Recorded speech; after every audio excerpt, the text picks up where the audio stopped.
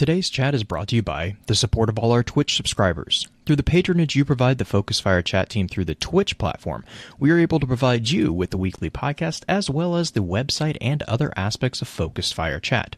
If you have any interest in becoming a subscriber of the FFC and gaining access to some exclusive features over in the Discord server, please be sure to visit our Twitch account and click on the subscribe button.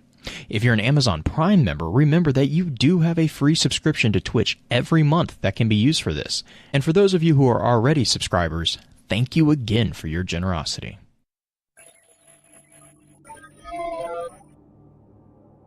You may have heard the whispers of guardians gathering in the shadows, exploring the mysteries of this world and the worlds which surround us.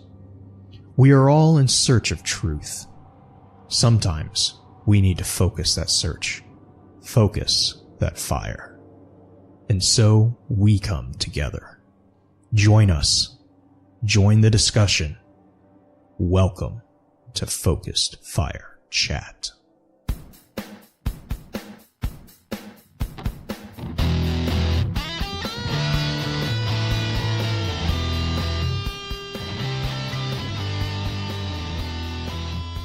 Welcome back for episode 33 of Extra Lore, recorded live on December 6, 2018, over on twitch.tv/FocusFireChat. As always, I want to give a big shout out to our live chat here with us tonight. Thank you so much for joining us once again. Our topic for tonight's episode is going to be a look at the series of Fallout. I'm sorry, I'm a little distracted. We just had a massive bit war happen, so I appreciate, again, a big shout out to the live chat for that. But first, let's run through a quick introduction of those on the show for tonight. As always, this is your host, Blue Crew 86. Next up, we have our own master of social media, the one and only Green-Eyed Music Lover. Green, I hope you're doing well. How has the week treated you so far?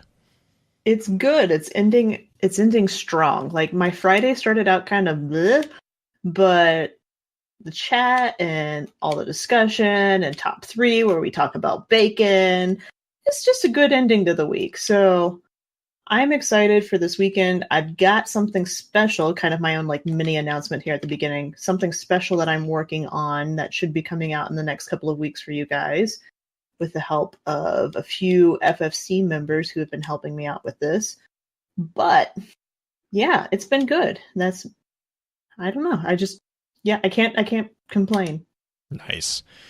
Well, rounding out the usual team, we have our good buddy, the lore content cop himself, Beard Grizzly. Beard, how are you doing? Disappointed in myself. Why? Because, Green, you reminded me of something. Why? I forgot to take advantage of one of the best options and best moments to do it. And that's to quote the bacon strips commercial. Oh my god. Oh my god. Yeah, you didn't do that. I am so disappointed. I'm disappointed in you. I'm just so disappointed in myself. I'm entirely disappointed in myself now for not quoting that. Like all of my fair YouTubers wit. It's over. Like, that's it. I may as well just close up one of my 5 channels and just move on. Just one of your 5. Wow, we've never even assigned you 5. The most you've gotten from us is 3. Well, I mean, we also have to take it. I mean, he's right. We didn't take into account his cooking channel and then the bacon fanatics channel. So the bacon fanatics, is that the one that's like with the dog also, like your pet? What is it, Scooby? I mean, we could do that. Are you talking about Shadow? Oh yeah, Shadow. That's what it is. What? How do you get Scooby from Shadow? I mean, a dog that likes bacon, which is like I already told us to close down this chat for the night. Between the bit war that's happening over here that's going to make people go broke, and now Green infuriating me, or making me disappointed in myself, this is starting off great. I think we should redo this. Turn it around now, guys. I'm kidding, by the way. Yeah, let's move on. Anyway. Oh, man. Well, I know that everyone here, read that as me, is looking forward to diving into the discussion. So let's run through our standard intro notes and we'll get right into it. In our last Extra Lore episode, we took a brief look at Cyberpunk 2077. If you ever miss an episode and would like to catch up, please be sure to check out FocusFireChat.com for archives, articles, and links to the other aspects of Focus Fire Chat. If you don't mind, please rate and, if you can, review the show on iTunes, Podbean, or whichever podcasting app you use to enjoy podcasts. Reviews in particular are extremely helpful as they help us show up on the charts, and that helps others find the FFC community. To those of you who have already taken the time to leave us a review, thank you. As many of you already know, Focus Fire Chat is a cross-community gathering where the intent is to offer a week-long, in-depth view of a particular subject from within the lore of Destiny and other games. With the Extra Lore series, we delve into a game series other than Destiny for a full month, giving the group a chance to get a feel for the other games that our community loves to play. As with the normal chat topics, Extra Lore is decided by the community through a monthly poll. After the month's discussion has come to an end, we get together to stream a high-level summary of the chat for those who were unable to participate. Please be sure to also give some support to the other podcasts in the Guardian Radio Network, links of which can be found on our website. If you're a fan of lore in all its various forms, be sure to also check out thelorenetwork.com, where you can find a wide variety of some amazing content that covers a number of different titles and mediums. Extra Lore for December is going to be a discussion on the lore of Dishonored, so be sure to jump into the Discord server and weigh in. With all that out of the way, where does everyone think that the best place to start is when we're looking for a really basic understanding of Fallout? Start and end after the first 2 games. That's it. That's where we can stop. That's it.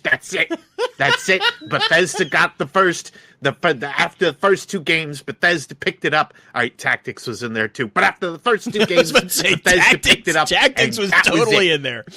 There was no breath between those 2 things, by the way. Beard might have an opinion on it.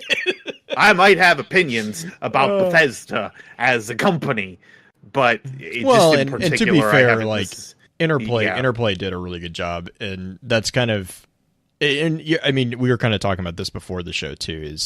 Is Fallout is a game that has been around for 21 years now. It was first released in 97, so that's 21 years, and Fallout arguably was a game that the first title that was released was a spiritual successor, I guess you could say, since they didn't technically have legal rights to do this, but it was a spiritual successor to an RPG that went by the name of Wasteland. Right. And that's where like a lot of like the Mad Max-esque aesthetics, which we'll kind of get into here in a second, that's where it kind of gets its inspiration from. And so it was, I mean, there's a very long history of the Fallout series, and over that history, it has changed hands of, I'm trying to remember off the top of my head. Hang on. I have this written down.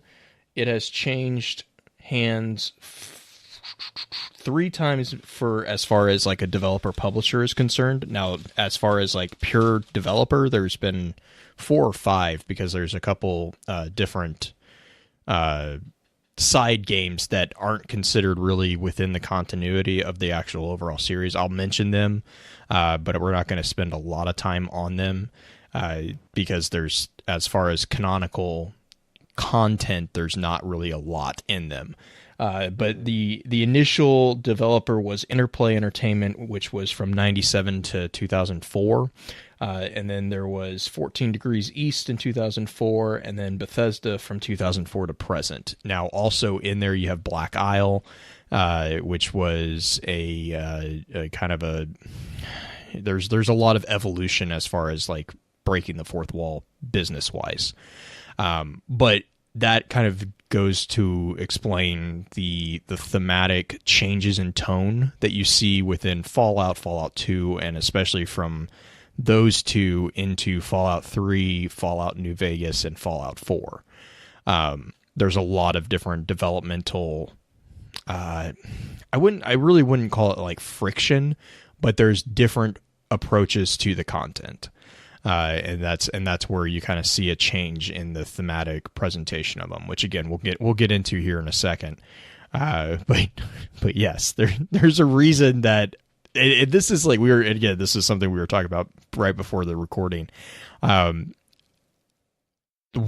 being like not even participating in, but like reading arguments about the continuity argument for Fallout, like as a series in a whole, is just bizarre. Like Fallout is one of those games that at the same time it is super serious about some things. It doesn't take itself super seriously, which is arguably one of the biggest problems with Fallout 2. Because there was a lot of like tongue-in-cheek references to pop culture events at the time, and there's a good number of people who argue that that is a problem with Fallout 2 because it detracts from the continuity purity, I guess you would say. And so there's like, it's really hard to wrap, this title is 100% in the continuity. It's definitely, again, the game's been out for 21 years, guys. So it's gonna be a bit of a, this is kind of agreed to be canon, but then who's developer at the time, they were kind of the determining factor of what gets, heaven forbid I use this word, retconned a little bit, because we're seeing that with Fallout 76 already. Fallout 76, just for the record, it's sounding like it is pseudo canonical. Now, arguably, that's because of the massive multiplayer component. So there's a lot of open-ended events within 76 that, even more so than the original RPG single-player titles. But one of the things that they did change with 76 was, so far, is Super Mutants and the Brotherhood of Steel. Their storylines have taken a bit of a change to explain their presence. And again, we'll get into that when we come down to the chronological order of the titles, because 76 does a really odd jump backwards in the series, and that's kind of, it clarifies and also creates problems, as often prequels that are released afterwards do. Mm-hmm.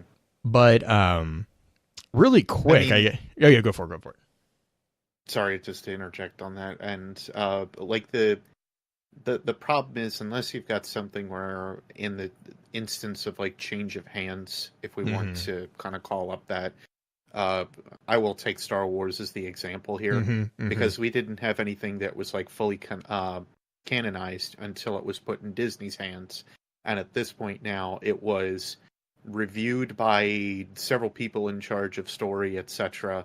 3 times over through 3 different copies, signed and sealed in triplicate, to ensure that that is the full-blown canon, versus what the writers that have now changed hands about 20 times over have now needed to look back into their overall lore that they are adopting and trying to make something out of what they had previously brought up, which goes actually back to what Blue was talking about a little bit ago anyway.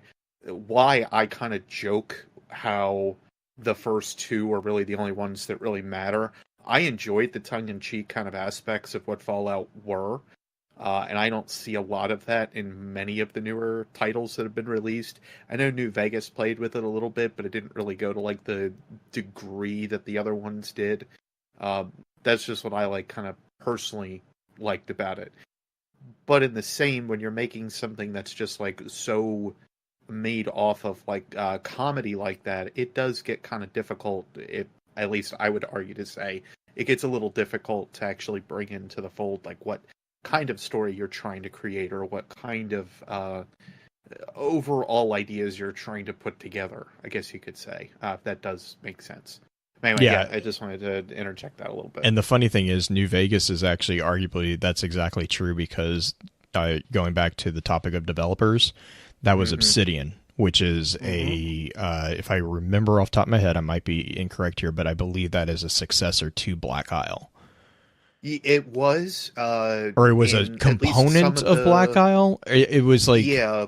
So there's, but what I mean is like, the reason why New Vegas is arguably kind of a callback to Fallout 2, and we'll get in. This is something we will get into, because the storyline of New Vegas is it's kind of interesting to tie back into Fallout 2. But like that's one of the predominant reasons a lot of people say New Vegas is so different from Fallout 3 and Fallout 4. Even though Bethesda was the publisher, it's because New Vegas was developed by Obsidian, not what is it? Bethesda, was it Game Studios, I think? Or no, Game Studios was Shelter. Yeah, I think it's just Bethesda proper. Yeah, I can't remember exactly, but I think it was just Bethesda proper. But even then, we see that with other Bethesda products as well, Elder Scrolls. Like Doom and whatnot, Elder Scrolls as well. Doom is probably my favorite example of that, though, because we saw how things were with Doom 3, and then when we ended up getting the new Doom out of 2016, and now we're getting the newer one with Eternal. There's just is it Eternal? Yeah. There's just so many different ways that they've kind of allowed their developers to create their games, which I've appreciated as a publisher from them. But in the same, it's obvious the ones that, at least I would argue to say, it's obvious the ones that are trying to stick back to what the original product was kind of like. Mm-hmm. And then it's obvious what Bethesda was making to try to be like, look at us, we're edgy and cool, and we have our bugs that everybody just calls features. It's great. Oh, yeah, I know. That's always going to get brought up at one point. That's a tender subject with Fallout 76. What's that? What's that tender subject with any Bethesda game ever? What? Right. A bug that deletes the entire game, huh? God, don't start the beta. It might delete the entire game. It might wipe itself from your PC. Just a heads up. That was the highlight of. I work with a couple of people who are playing Fallout 76 and who are really big fans of Fallout, and that was. I remember when I came in that morning, they were like, "So." I'm like, I don't have a response for that. I don't think that qualifies as a bug. I think that's a full out error on programming standpoints. But Black Flag and chat's like it's bug out 76, not oh Fallout 76. Oh my god! But I'm trying to figure out what's worse. Like on Steam, you'll get some of those developers that just don't even include the executable file. I'm trying to figure out what's worse, where the executable file isn't given to you, or the game just deletes itself. Yeah. Like I'm trying to figure out what the paradox is there, which is better. Like one that wastes your time, or one that doesn't have the executable file to even waste your time to begin with. Well, and the other thing is, and this would be the kind of the ending of our rant on the, or I guess politics would be the best way to explain it. I don't really know the business side of it. Is that Bethesda of all the developers out there, you can see the development of Bethesda through the iterations of like Fallout and Elder Scrolls, and you brought up Doom. They have changed. Microsoft is doing the same thing now. You see Microsoft really hitting hard on indie titles right now, and they're bringing on like what was it? They brought on Hellblade. Is it Ninja Studios? God, why did I just blank on that? Ninja Theory, thank you. They're bringing in all these indie titles and they're giving them full reign, and that is something that historically Microsoft has not been very prominent about doing. Bethesda was the same. Like they bought all these titles. You can get into arguments from a business standpoint on the morals of how they did that and all that, but it's watching how Bethesda has grown into Bethesda Game Studios, Bethesda Interactive. You have Softworks, I think, is now the mother company of Bethesda, I believe, and as in that development, you see them also kind of segregating out their different assets, giving, you have ZenWorks, you have Interactive, the Game Studios, different things going on, which is ultimately in the benefit of the players, because now we have a lot of different opportunities to play in different various mediums. I mean, you have Fallout Shelter, which I know people who just love the hell out of that game, and it is the silliest little mobile game out there. And to be fair, that is the only Fallout game I've ever played. Right? No, but I mean, but my point. Like the resource, like development and like managing everybody. It's amazing. It's fun. It's a lot of fun. Really, and that's Game Studios. Game Studios did that. That's them 100%. You know, they did it with the assistance of Bethesda Interactive, but they released that at the same time that Fallout 4 came out. Like, I mean, so you know, before I get grouped into the whole like it's a business, blah, blah.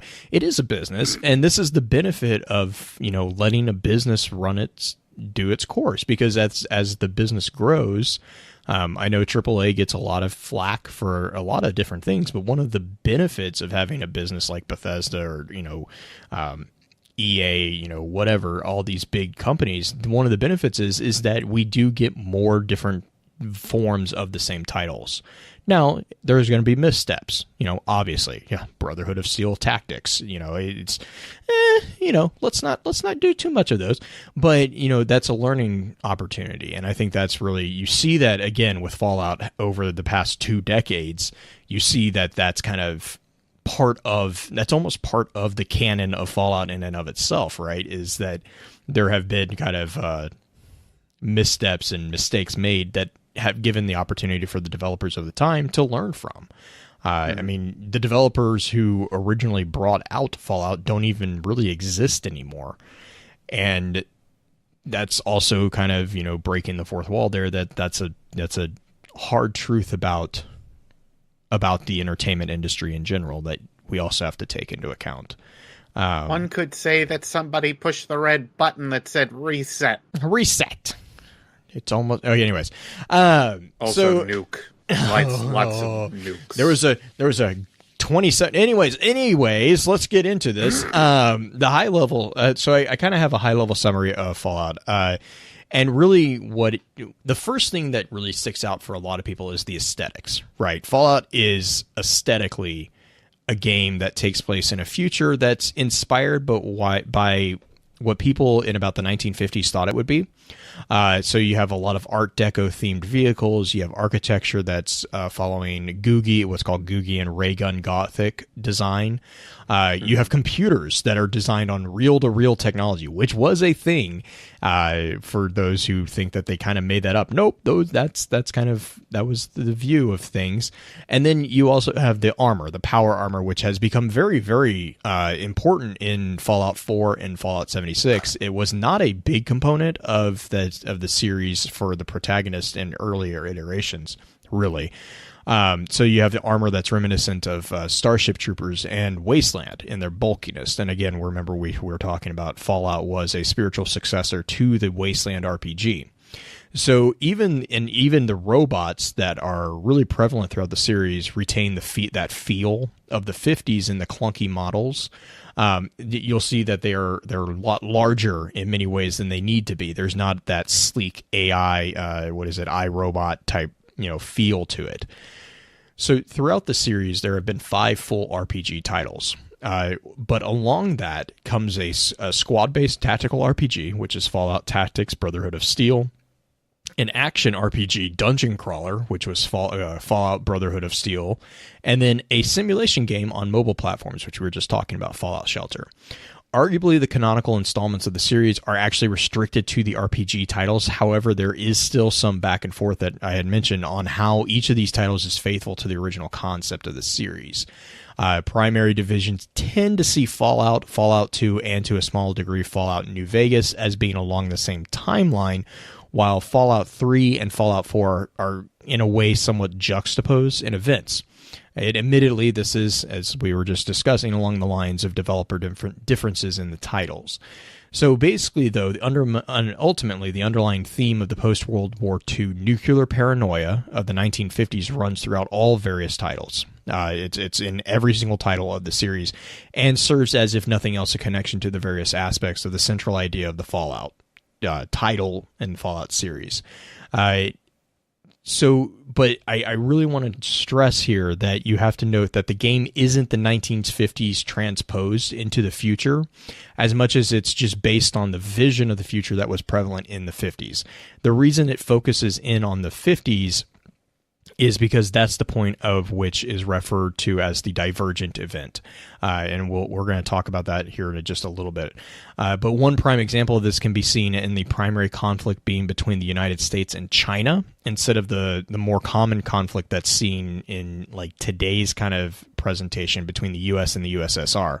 As far as as far as why that is, actually Scott Campbell, he wrote a book about it called Origins of Fallout, No Mutants Allowed, which is a really interesting book.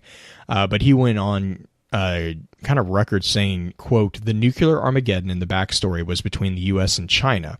After shipping, several people asked me why China and not the old standby, the Soviet Union.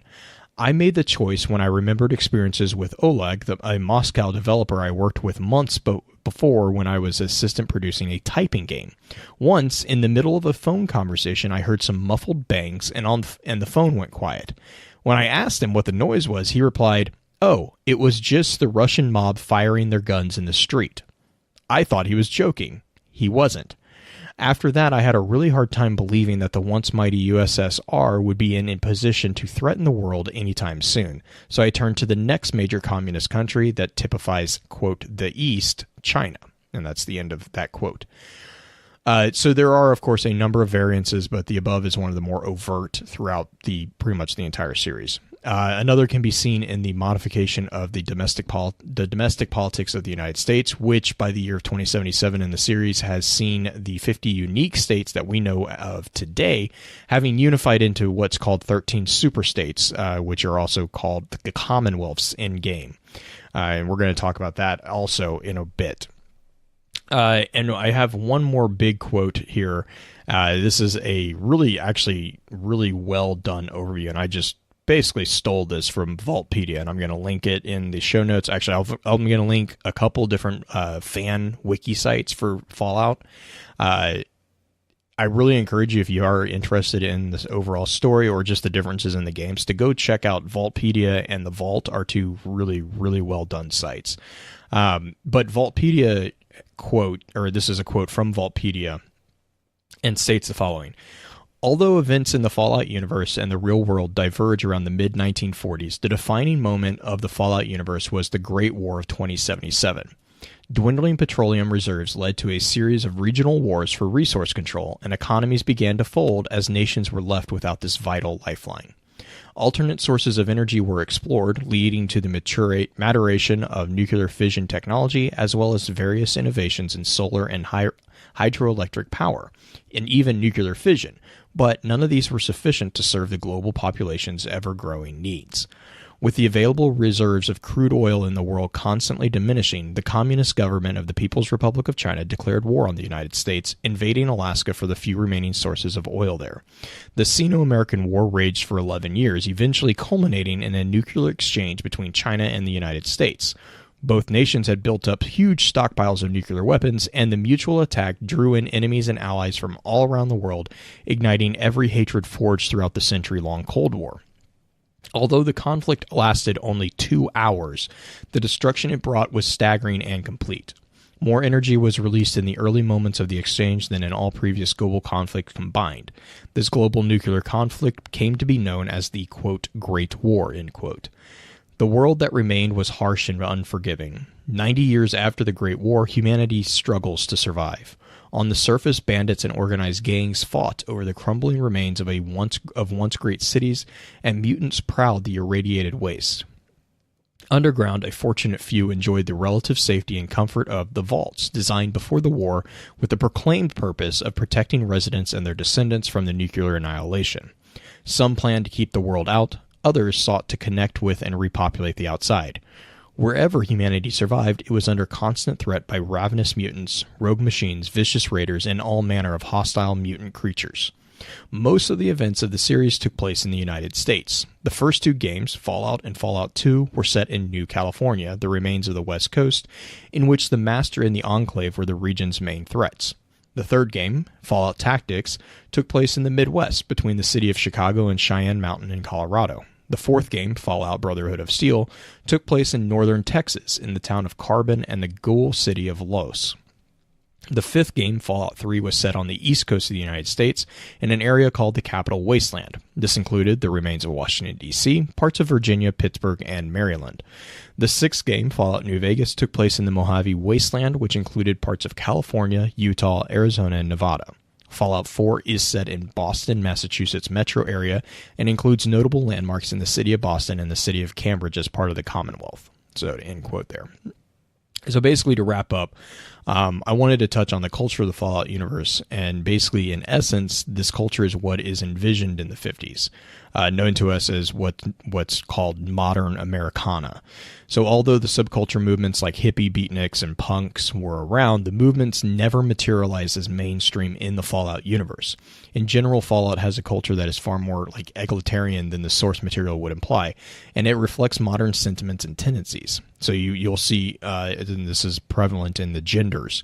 Women fight alongside men, occupy positions of influence, and even serve in armies on equal terms for the most part. There are a couple factions that I will mention later that is not the case, but the majority of them, that's exactly the case.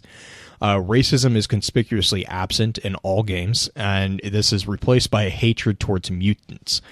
So that's either mutated humans, ghouls, or the ever common hatred is super mutants. So again, that's kind of a very brief overview of Fallout. Beard Green, are there any questions that stand out before we dive into kind of a timeline piece? Not that I can really think of. I mean, the whole idea with Fallout to begin with is, like I had said before, like somebody went and hit the reset button that said nuke. Mm-hmm. Mm-hmm. Just in general, anything that you were thinking of from the 1950s is now warped in some direction, and then all of a sudden it's like, yeah, well, it's like, still 100 some years later or something. But yeah, you get it. yeah. No, I think the timeline's the perfect way to kind of really start the actual big discussions that I think we're going to have. I agree. Because right now, everything I can think of is pretty well related to that. Mm-hmm. The overview is obviously important to know, though. Right. Mm-hmm. And I think a lot of discussion is going to be about the point of divergence and post-war.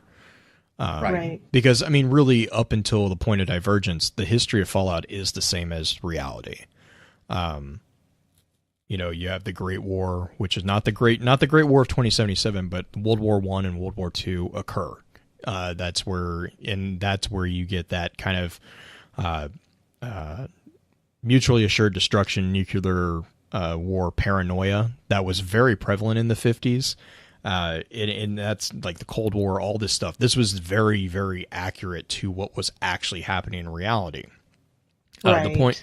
The point of divergence is estimated to be sometime within the late 1940s, early mid 1950s. And really the point is that is where in the series they kind of say we go this way instead of the way that reality went with the Cold War and everything of that nature. The Fallout series went a different way. And really, as far as Fallout's concerned, it actually stays somewhat parallel to our world there up until I think it's like the 90s or even the 2000s, and that's where they hit the issue with resources. And that's where you start seeing a massive kind of Cold War between really China, the People's Republic of China, and the United States. And it's just, I mean, it's a brutal thing. There's massive conflicts between both of them, but it's always within the realm of Cold War. It's never actually escalated until I think it's 2066, which is the invasion of Alaska by the People's Republic of China. And that kind of kickstarts this huge thing called the Sino-American War. And really the reason why that happened was, again, like I had kind of mentioned in the overview, like humanity has been exploring all these alternative different means of energy, the electric stuff, nuclear fission. I mean, they had made nuclear fission a reality, which is huge. Nuclear power in general was becoming more prominent. But even so, all that, there was nothing to really replace the reliance on crude oil. And crude oil was drying up, literally. And so what happened was, in the winter of 2066, China basically literally invaded Alaska because it was one of the last major locations that had a repository of crude oil. Well, of course, that was an act of actual war. And so United States kind of responded. And at that point, also, you have to understand that politically or domestically within the U.S., and I mentioned this a little bit, they had kind of, they didn't secede, but they kind of unified all the different states into these commonwealths to assist with like different political agendas and stuff like that. You'll see this especially in the history, if you want to delve into the history of factions such as the Enclave. The Enclave is actually a remnant of they basically refer to themselves as the shadow government that ran the United States prior to the Great War of 2077. They're actually referred to as the survivors of the cabal that used to run that. And the Enclave really was part of the inspiration for Vault-Tec. Like, Vault-Tec itself is not a good company. We'll get into that probably a little bit later as well, because there's a whole different look at what the entire point of the vaults were. And they were not as altruistic as they kind of were presented. It was, a huge surprise there. But the Sino-American War ended on October 23rd, 2077. And this is the event that's called the Great War of 2077. And this is the global thermonuclear event that took place, lasted for 2 hours, and set mankind back hundreds of years in technological, social, and cultural development, as well as destroying all involved nations. It created global disruption of climate and a casualty count that is roughly in the billions. And again, one might say it caused a collapse. Yeah. I mean, and again, kind of going into that, that's actually the paranoia, again, that the 50s were having. You had theories such as mutually assured destruction, which is exactly what this was. And for those who might not be 100% cognizant on what MAD is basically a political theory in which, if a first world country goes to war with another first world country, basically, and it escalates to a point where they actually are going to use thermonuclear devices, the fear is that because of there are the various political ties and alliances throughout all these countries, it will escalate to a point where there is no way to stop a global collapse and a destruction of this, because everyone will then be resulting in attacking another person to defend or to preemptively defend themselves against that person. And when everyone in the world has a nuclear component, nuclear weapons, that is a very big problem. And so the event, again, here, and I mentioned it up there in the summary, is literally all of the energy that was released is pretty much all the global conflicts combined could not come close to the amount of energy that was released in the first part of 2 hours, which is just insane to think about. In 2 hours, we destroyed everything culturally, and I mean, we pretty much, the fact that the planet didn't crack is a marvel. I mean, quite frankly, there's a reason that we either have one, nuclear deterrence today, or two, also needed nuclear disarmament. Mm-hmm. Like, the reason that we had to have so many acts and so on put into place was to limit how many nuclear warheads it would each country would have. I think they've said, though, it would only take like maybe about 50 blasts in the right areas, that we'd be done. Like, if they went off in the same spot, it wouldn't take much. Like, that's why disarmament was so important, even it would take a 80s, lot. 90s. Yeah, it would take a lot, but that's how much power is stored within a thermonuclear device. I think would be a better. I mean, to kind of to clarify that statement, like that's as well. Oh my god, like that's the amount of power that's stored in those devices. I mean, it's kind of ridiculous how little it would take. That even though we have all these rules on it, it's still going to take everybody out. Well, and even if that's not the case, like what they're describing here, of course, is like the nuclear blasts destroyed everything. What a good majority of scientists will claim today, at least by some degree, with said 50 blasts, is that that's also nuclear winter, as well as also trade winds and so on, causing nuclear disruptions throughout most of the rest of the land. Yeah. So just long story short, like it would not take much to abolish any and all life on Earth just based on those. Oh yeah.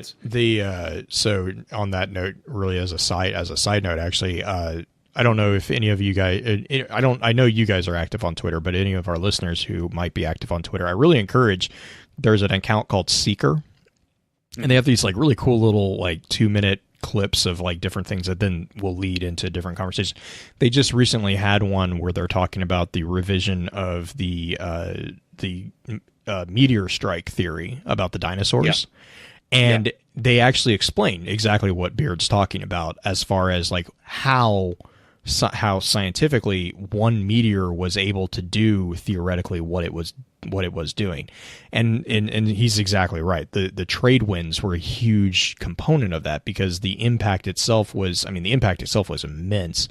But what happens as a result of those impacts is the way that the disruption of the climate and the creation of disruption of the global glasshouse effect, that the disbursement of all these particles into the air really create. And that is also the name source of Fallout.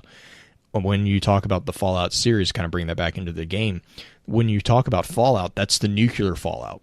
This is the explanation of why you have what's really the primary setting for the video games is the wasteland. The wasteland is exactly what Beard is explaining here. It's the thermonuclear winter that is a result of this massive release of radioactive destruction that happened. That's why, especially in Fallout 4, which is the only reason I bring this up is because it's very fresh, because I actually tried to play Fallout 4 and be full disclosure, I couldn't get past the hey, let's play SimCity component. Love the story of Fallout 4. Can't stand the mechanics, which just whatever. But part of Fallout 4, more so than even in earlier iterations of the game that I remember, it's very big on the radioactive. Like Fallout 3, you kind of started to see this, but Fallout 4 really kind of doubled down on it. Based on where you're walking, there are radioactive spikes, and you have a built-in Geiger counter basically within your Pip-Boy, which has always kind of been there. But Fallout 4, you actually get like severe like burns and stuff like that, whereas in 3, you kind of got damage. 4, you actually can see your character change, and that's kind of the technology evolution there as well. 76, you see a lot of creatures called the Scorched and Scorched Beasts. That is a result of the radioactive mutations, because Fallout 76 takes place in 2102, which is roughly 25 years after the Great War.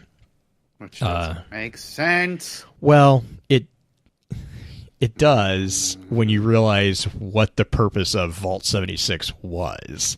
Yeah, I know. Vault 76, this is kind of jumping ahead a little bit, but the vaults are basically used as various means to test different theories about social events. And Vault 76 was, long story short, Vault 76 was the canary of the vaults.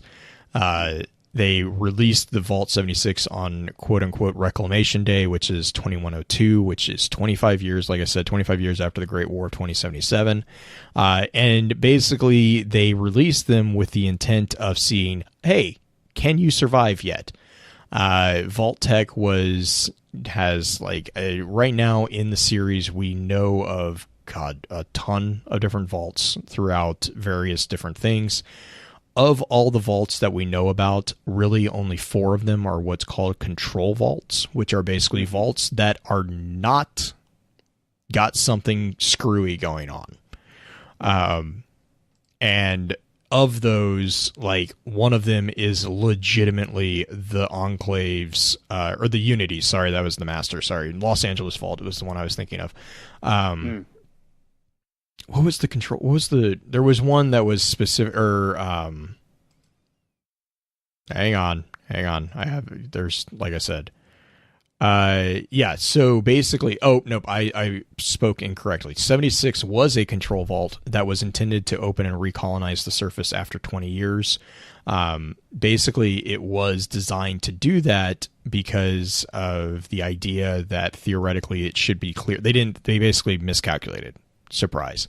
But despite being designed to open 20 years after the war, it actually opened 25 years. So there was a mishap mentioned there. There were other vaults that were designed to test the effects of radiation. Some of the funniest, there's some funny ones too, which is kind of weird, like Vault 77. Which was Vault 77 was literally populated by one man and a crate of puppies, which is the best way to, I just love some of the combinations, and I'll try to, I'll try to put these in the notes somewhere because there's quite a few interesting ones. Each vault basically can hold 1,000 people. And you had different situations, like you had Vault 68 and 69. Of the 1,000 people that entered, there was only one man or one woman. So, there's different things going on there. You have different vaults where certain events happened. They weren't necessarily comprised of tests, but there was one vault where all the jumpsuits extruders were, they all failed after 6 months. And so how do you handle that? A lot of these are mentioned in what's called a Fallout Bible, which is as most major titles will have Bibles of some sort, and it's basically to help assist with keeping with the continuity of the different titles and different installments and the handoffs between development teams. And real quick, this is actually, speaking of the Fallout Bible, I'm going to quote the explanation of vaults as social experiments, and this is, I believe this was from... Oh gosh, I don't remember. I don't know if this was from Scott Campbell or if it was from someone else, but it says, quote, first off, thematically, so this was basically in response to an AMA on Reddit where they kind of were like, why did Vault-Tec do all these creepy things in the vaults? And they say, quote, first off, thematically, it's pretty creepy. And we all know that developers will pull all sorts of crazy to try and mess with players' heads. It's possible that Tim had just finished watching an X-Files episode and had conspiracy theories swimming around in his subconscious. As to your comment about the experiments being a bit over the top, well, yeah, we're guilty as charged. Secondly, as proven time and again in Fallout 2, the Enclave isn't a particularly rational bunch of fellows. Thematically, they embrace a paranoid view of the world and a heightened sense of superiority over everyone else in Fallout. Third, the federal government, or whatever branch of federal government was responsible, it was not necessarily the Enclave, may not have ever considered the vaults as society's best chance for survival. The government may have considered themselves the best candidates for rebuilding the world and already had their covered in events of a nuclear or biological war by relocating to other remote installations across the nation and elsewhere that weren't necessarily vaults. The Enclave certainly didn't seem to be devoting much effort to digging up any other vaults and trying to use the human stock there to rebuild civilization. Fourth, a lot of people did die because the vaults didn't work. Some suffered worse fates. Nonetheless, even members of the Enclave probably could not answer the question of who created the vault experiments and their reasons, as many of the people responsible for the creation of the vaults died long ago, and many records were lost in the Great Static of 2077.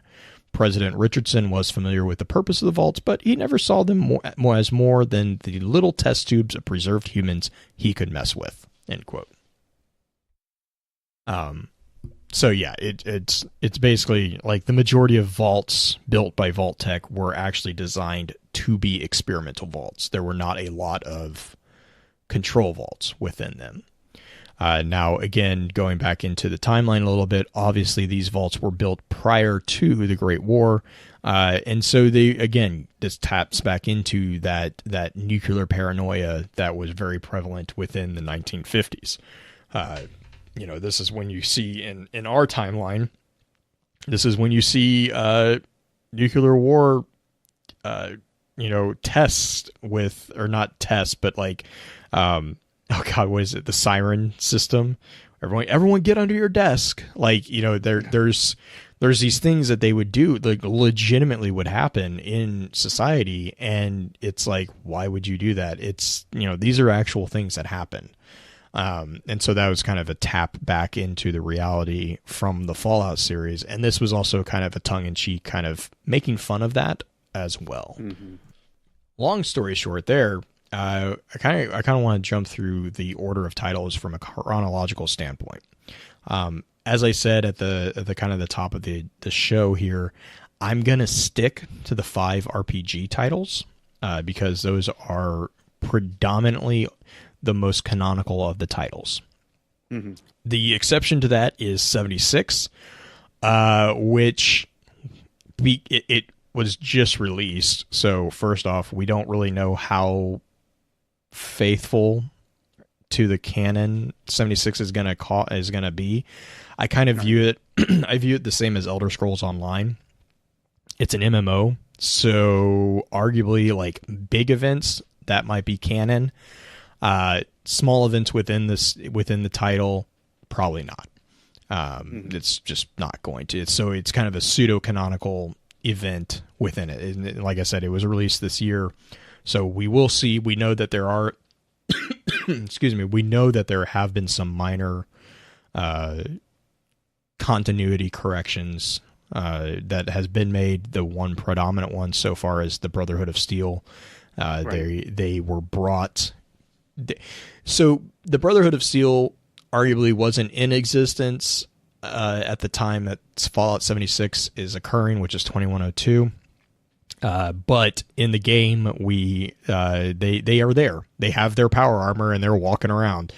So it has been kind of confirmed in Fallout 76 that the Brotherhood is around, as well as super mutants, which kind of causes a small hiccup in the story of the forced evolutionary virus, which we'll talk about actually right now, because that is the predominant figure or predominant antagonistical tool in the original game, Fallout. So Fallout was released in 97. It was the first title that was released. We had mentioned this. The developer was Interplay Entertainment or Black Isle Studios. It takes place in the year 2161. So it's actually roughly 59 years in the future from the 76. Yeah. And so the story begins in Vault 13. This vault is located in Southern California, where the water chip, that stupid water chip, which is a recurring theme. The water chip, it kind of breaks. And this water chip, the reason this is a big deal is this is the one thing that is responsible for water recycling and other pumping machinery. So basically, they're dead without this thing. Mm-hmm. This is where we find the protagonist. And basically this particular protagonist is known throughout the canon and the game series as, quote, the Vault Dweller. And the Vault Dweller is tasked by the Overseer, who is basically the lead scientist, leader of each vault. Every vault has a Overseer. And this particular vault, Vault 13's Overseer, gives the Vault Dweller a device called a Pip-Boy 2000, and the point of this device is to assist in keeping track of their progress and some meager equipment. and then basically kicks them out of the vault and says, hey, go get this water chip if you want everyone to survive. Initially, the game actually was shipped with a time limit coded into the main mission. The time limit of the main mission is still present, the secondary time limit. So the main mission actually has a time limit coded into it of 150 days. And that is basically there to say that's when the water supply is going to run out for Vault 13. You can, through different interactions with NPCs in the game, actually increase that time limit to 250 days. So you can increase it by 100 days if you find the certain group of merchants and actually commission assistance. But basically, you have 150 to 250 days to complete the first part of the game. And so this is the location of a water chip and basically just taking it back. So you locate the water chip, you return to Vault 13, and the Vault Dweller at that point learns of a mutant army. This is where you get introduced to the figure of the Master. And this is the part where originally it was actually shipped with a time limit coded into this mission of 500 days. But later in one of the earlier updates to the game, in version 1.1, they actually removed this. And the reason for this particular one was because they wanted to promote the idea of an open world. So they said, we're going to take the 500 days off. So what happens is the Vault Dweller learns about the Master, and the Master has this thing called, which is referred to throughout the series as FEV, which is Forced Evolutionary Virus. And FEV in the Master's hands is basically being utilized to convert humanity into super mutants, which he then is collecting to create his own version of a perfect world. This faction is called the Unity, and it's super creepy. So the Vault Dweller is tasked with basically the job of killing the Master, as well as destroying the primary depot of FEV, which is called Mariposa Military Base. And so this is the mission that originally, like I said, had 500 days, because at the end of that 500 days, the mutant army would discover Vault 13 and invade it, which would destroy and end the game. So basically, when they took that out, you can still technically lead the mutants back to the vault, and you can still, I think, get that cutscene to occur, but it's not based off of time in game. But the player can defeat the Master and destroy the super mutants' military base in either order. So you have two main points there. And then when both threats are eliminated, you're put into a cutscene in which you return to Vault 13 and are basically told, hey, great job, you're amazing, now leave. And the reason for this is that if they come back, everyone would want to leave the vault. And so for the good of the vault, they're rewarded with exile into the desert. And this is all because the Overseer kind of is looking at it as the means justify the ends. Regardless, what happens is after they've been exiled, so this is also the big thing with Fallout is Fallout was a big component of ethical choices. And these choices actually change what happened in game. And this was the case even as far back as Fallout. So this is actually one of the big iterations of that. If you had played a character that aligned with the good moral component, they just walked away.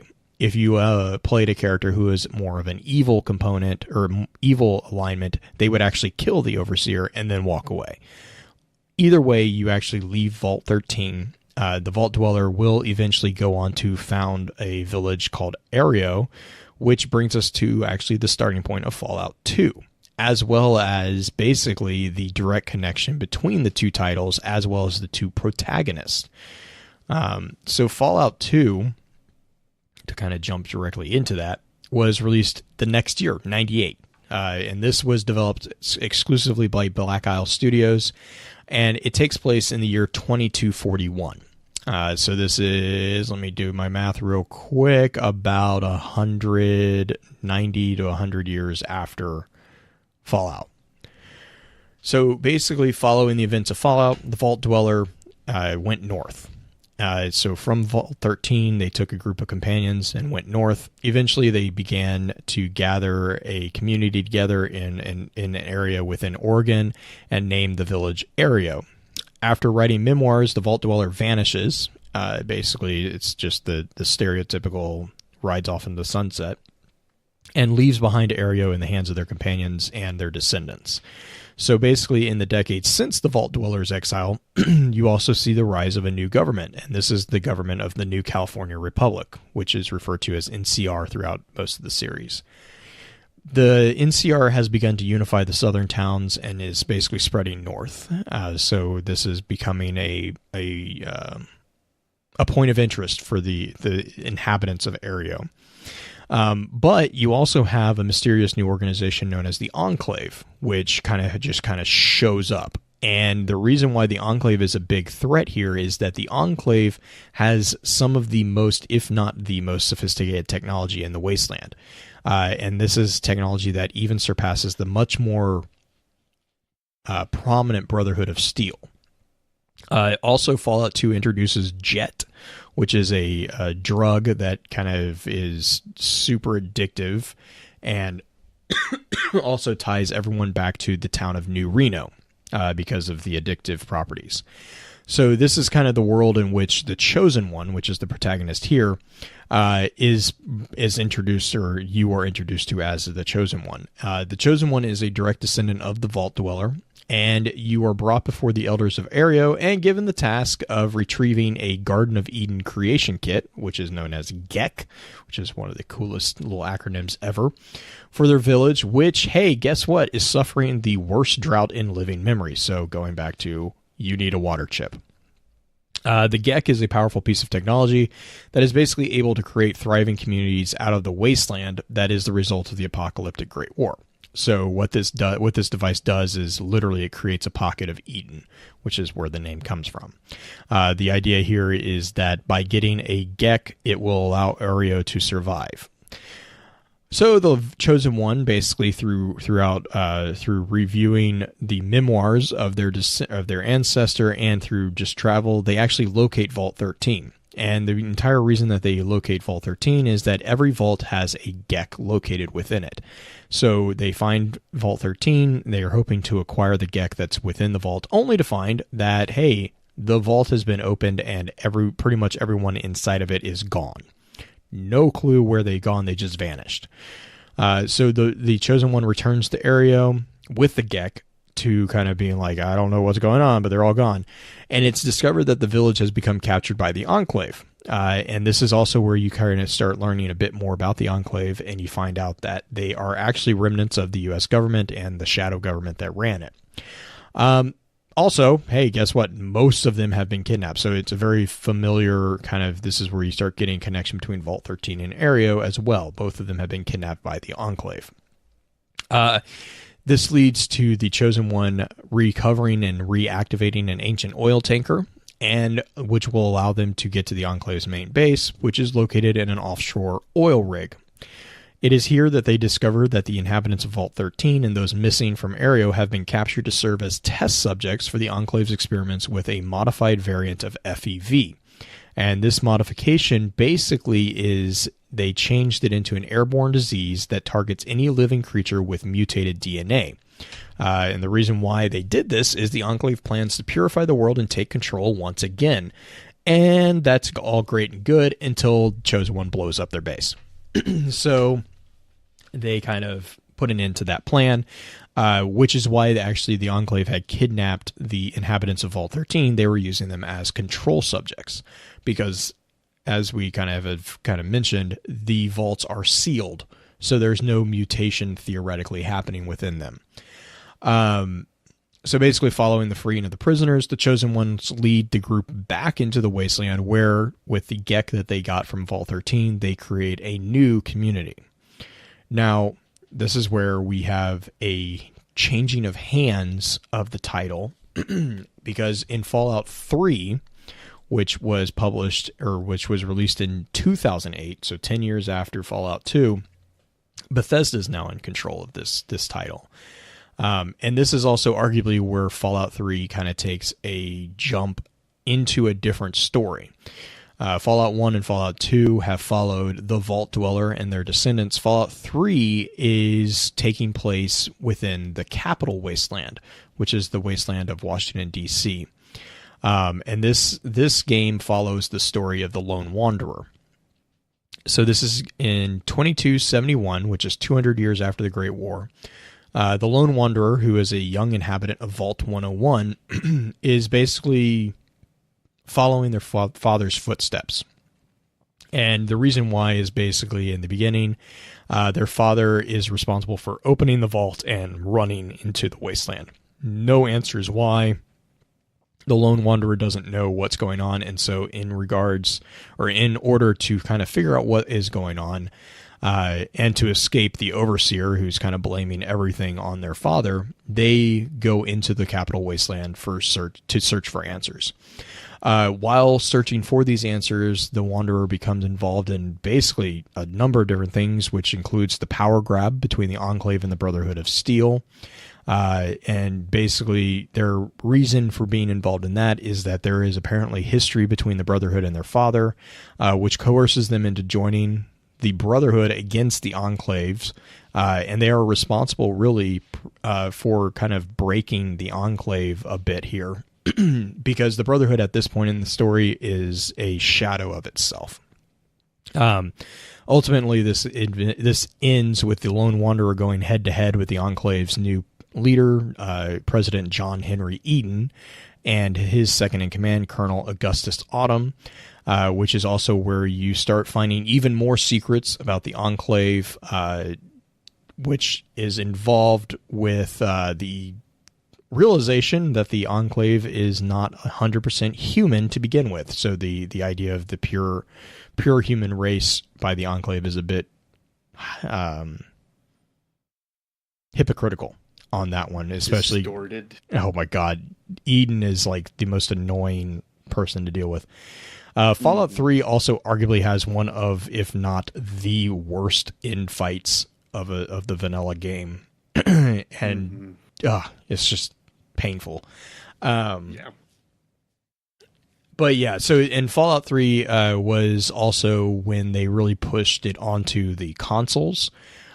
So you have this being released on Xbox 360 and I believe the PlayStation 3, I want to say. Yes. And so you also had Fallout 3 being shipped with DLCs. So you had a number of DLCs for Fallout 3, all of which I like I said, I really enjoyed the mechanics of Fallout 3. So it was one of the few games that I enjoyed the mechanics so much that I kind of overlooked slightly weaker story telling, because the vanilla story of Fallout 3 was not super strong, but the mechanics made up for it in my mind. Flip that on its head, Fallout New Vegas, which was released in 2010 by Obsidian Entertainment. It takes place in 2274, and this is actually a title that I liked the story, couldn't stand the mechanics, which is weird because the mechanics were arguably the same as Fallout 3. Difference here is that Obsidian Entertainment is not Bethesda Game Studios, and so this is also where you kind of have a bit of friction going on behind the scenes, and it also explains why Fallout New Vegas is more reminiscent of Fallout 1 and Fallout 2 instead of Fallout 3. Fallout New Vegas, again, takes place about 3 years after Fallout 3, and it's located in and around the area of Las Vegas, which is known as New Vegas. And this is basically an introduction to this area, and you learn that the city wasn't hit as hard as most of the other districts because it's in the middle of a freaking desert. And so New Vegas is mostly still intact, and it actually has electricity and running water because they have this really cool thing called the Hoover Dam right next to them, which introduces also an increased political environment within the game, because it encourages whoever controls Hoover Dam basically controls New Vegas. So yeah, while it does take place after the events of Fallout 3, it's actually argued that it's more related to the events from Fallout and Fallout 2 due to the area of the gameplay. So you have the NCR as a major component of the story. You are introduced to a another faction called Caesar's Legions, which has a very interesting backstory. I'm going to try to get to the factions here in a bit. Caesar's Legion, and then Mr. House. Oh, Mr. House, who is basically the overseer of the New Vegas Strip and really kind of a baron in his own right of the entire area. You are the courier, is the protagonist in New Vegas, and you basically get introduced in the middle of a mission in which it's surprise gets... I would not be surprised if this was a freaking water chip. You're introduced in the middle of a mission to deliver a package from Prim to New Vegas. You get intercepted and basically are left for dead in a shallow grave. You're discovered by a robot and are taken to a nearby settlement where you're able to be brought pretty much back from the brink of death, and you go on to become a major figure in the overall kind of story of New Vegas. New Vegas also has one of the most like random number of different endings based on the number of decisions that you make throughout the title, which is kind of actually a good point here. This is also arguably why you see a large jump between the timelines in the different titles. You see this a lot with Elder Scrolls as well. Bethesda does this quite a bit because it allows the players to make decisions that affect the outcome of the game, but then also allow their later titles to continue continuity, because the events within a game are able to be personal, but the overall events are still predetermined by the game creators. The New Vegas is a really good example of this because basically the end of the vanilla title is the second battle at Hoover Dam, where you basically determine who ends up with control over Hoover Dam. There's, I believe, 20 odd definitive endings available within the title, and the end result is either control of New Vegas can be belonging to either the NCR, Caesar's Legion, Mr. House, Brotherhood of Steel, who show up at the 11th hour, or an independent Vegas. All of these are also then flavored by the moral compass of the individual character, and different achievements are unlocked as well. So there's a huge component of different endings within the New Vegas title. Which brings us to Fallout 4, which chronologically is the latest title so far. Fallout 4 was released in 2015. It's back in the hands of Bethesda Game Studios. It takes place in the year 2287, and the main protagonist is a character known as the Sole Survivor. And so the Sole Survivor is introduced when they are forced to flee the safety of Vault 111 on the day of they are forced to flee to Vault 111, on the day of the Great War. So it actually gives you a glimpse of the events of October 23rd. It's also the only title to split the time played. So you play not only before the Great War, but also after. Which is I love the beginning of Fallout 4. I think it's a great beginning. Yeah, that was like the only thing that really intrigued me. I loved that. Do the opening sequence. The opening sequence, and like up until basically you're told, hey, you have to run this city or this town. I was like, I'm done. I don't think I want to do Farmville. Yeah, it's a first person Farmville. It's so if you have a Xbox Game Pass, I think Fallout 4 is actually free to play. And I really would, if nothing else, I would really actually encourage people to go watch the opening sequence to Fallout 4. It's really well done. But that's the introduction to Fallout 4. You actually are in the process of running to Vault 111. And then when you get into Vault 111, you're put into cryogenic stasis.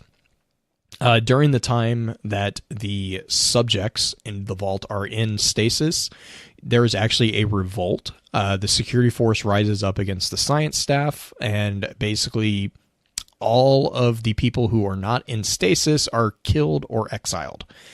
Which translates into there is no one left to take care of the people in stasis, and so they just basically all slowly die off. until the sole survivor is woken, and basically you wake up in time to see the murder of their spouse, because also in Fallout 4 you can, or in Fallout you can play either gender, so that is taken into account here. You see the murder of their spouse, and then also you witness the kidnapping of their child. Sean is the child. After witnessing the events, the survivor is able to escape the vault, only to discover that it is actually 200 years since they went into the vault, and their home is, long since obviously fallen into disarray. But the fact is they're still missing their child. So the more urgent matter of their child's well-being pushes the survivor to venture into the nearby Diamond City, which introduces you into the politics of that area's Commonwealth.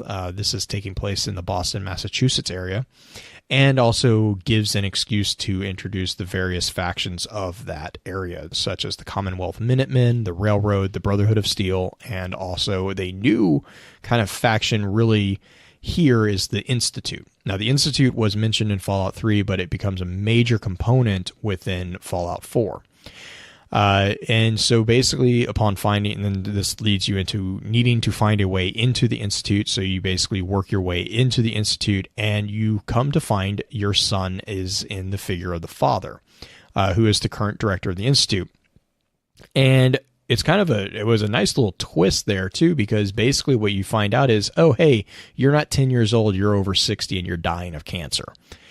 Well, what happened is that it's revealed that while they did indeed witness the kidnapping of their child, they had been returned into cryostasis for another 50 years before Sean actually reactivated them, with the idea to bring them into alliance with the Institute, since Sean was not able to create viable descendants, I think would be the best way to say that. And so his entire plan is to basically have his parents take over control of the Institute.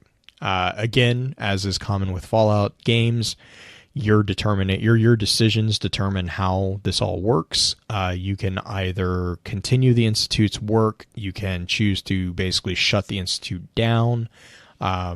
There's also the moral components within the decisions as well. And then there's also the fact that you are running various villages throughout the area as well throughout the gameplay.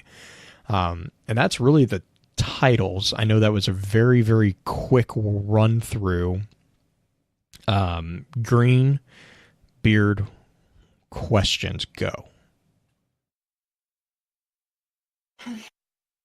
Questions. Questions revolve mainly because I only played the mobile game. The importance of the different classes within Fallout is not as heavily emphasized in most of the games, correct? I think I played like a hot minute of Fallout 4. Yeah, You're 100% correct. You are not bound by a particular class. So like when you create your character, it's all about like character creation for Fallout is all about like the crazy aesthetics, right? That's your creation. Now you do have it's called special, a slotment or an allotment of different quote unquote skill points, but ultimately you can customize that through gameplay as well. And Fallout 4 really doubled down on this. Actually, I'm actually not I didn't spend a lot of time with it, but from my first glance at the Fallout 4 skill tree development, I was not a fan of it. I actually really liked Fallout 3's development of it. But basically what you have is a assortment of different genres, I guess, of skill sets. You have like things like, sneak, you have strength, you have diplomacy, like different things. And this is This is often very common in Bethesda titles in general. You see the similar things in Elder Scrolls, right? Right. And that's the reason why I tried Fallout, is because I enjoyed Elder Scrolls so much. Right. It's just It felt so very different in the way that it was implemented. It is extremely different in not only implementation, but obviously theme as well. Again, I'm not going to lie, I really prefer Fallout 3. I love Fallout 3's mechanics. Fallout 4 and New Vegas, I'm not as big of a fan for because of mechanics. Okay. It's similar to my obsession with Oblivion as over the other titles. I really like the mechanics of Oblivion. I'm not so much. I've grown to be okay with Skyrim's mechanics. I don't like Morrowind. Like I just have a preference of different mechanics. Right. But the big thing with Fallout is, like, as far as character creation purposes, you can completely determine how your character evolves over time. So if you choose to make a super strong character who's not super smart in the beginning, or a super smart character who's not super strong in the beginning, however you want to do that, you can write that decision, I guess, if that makes sense. Like, you can rebalance it through gameplay to a degree. Now, there are various loadouts that will provide you, if you're trying to like power play through. Right. You have specific skills that you want to focus on first, because they'll give you like science and lockpick are like the biggest things for my play style, because science determines your ability to hack computers, and lockpick is your ability to open safes to get to gear that you're not supposed to have yet. Right. And so it helps you get equipment and knowledge faster. Knowledge will then translate into skill points, which then you can kind of turn, like, there's different ways to achieve different goals within the title that is completely up to the individual player. And that's what I love about Fallout, is like you can play the same game and have two different completely experiences. But yeah, to kind of go back, there's not a healer class, or there's no classes. It really is. It's really kind of versus. Yeah, it's really. I mean, they do a really good job of being like, hey, here's the wasteland, throw you into it, and it's sink or swim based on your reactions. And you see that especially within the later installments, because Bethesda also really does a good job of introducing the components of moral choices within the game. And Fallout 4 actually has a really good karma system, I guess is the best way to kind of refer to it. Fallout 3's was kind of clunky. Fallout 4 does a really good job. You see this in Bethesda's other titles. This is a very common component within the Elder Scrolls series. And it's emphasized more in Fallout, because a lot of Fallout is about diplomatic relations between these factions. So factions aren't like clans. They're not just political NPCs. Factions are living, breathing entities within the game that change based off your reactions and your decisions. The Institute is a really good example. The Institute in Fallout 4, you actually can determine how the Institute responds to you becoming the director, if you become the director, based on your actions in the earlier iterations of your encounters with the Institute. Because if you basically kill the Institute researchers in the field, you find that it's more difficult to allow the Institute to assist you once you end the campaign missions that are aligned with becoming the director. Or if you choose to not become the director, the Institute is responsible for synths, which are basically synthetic humans. And so one of the benefits of finishing Fallout 4's main story and becoming the director is you increase the number of synths in the environment. So you'll have like assistants running around the wasteland who will actually drop everything and come help you, because you're their director, you're their father. And so you have a lot more NPC assistance. If you don't become the director, obviously the synths are not there. This is often also seen. The Railroad is in Fallout 4. The Railroad is basically, it's not even a faction, it's actually a movement. And they're dedicated to freeing sentient synths from the Institute. So you kind of have a component there as well. You know, do you free the synths? Do you not free the synths? You know, there's a lot of actually really, really, really cool moral dilemmas within the Fallout series. Fallout 3 is the Megaton, the entire thing. Do you blow up Megaton or do you let it stay? Because Megaton is the major city in Fallout 3. It's built around the remains of a megaton bomb. It's the atomic bomb.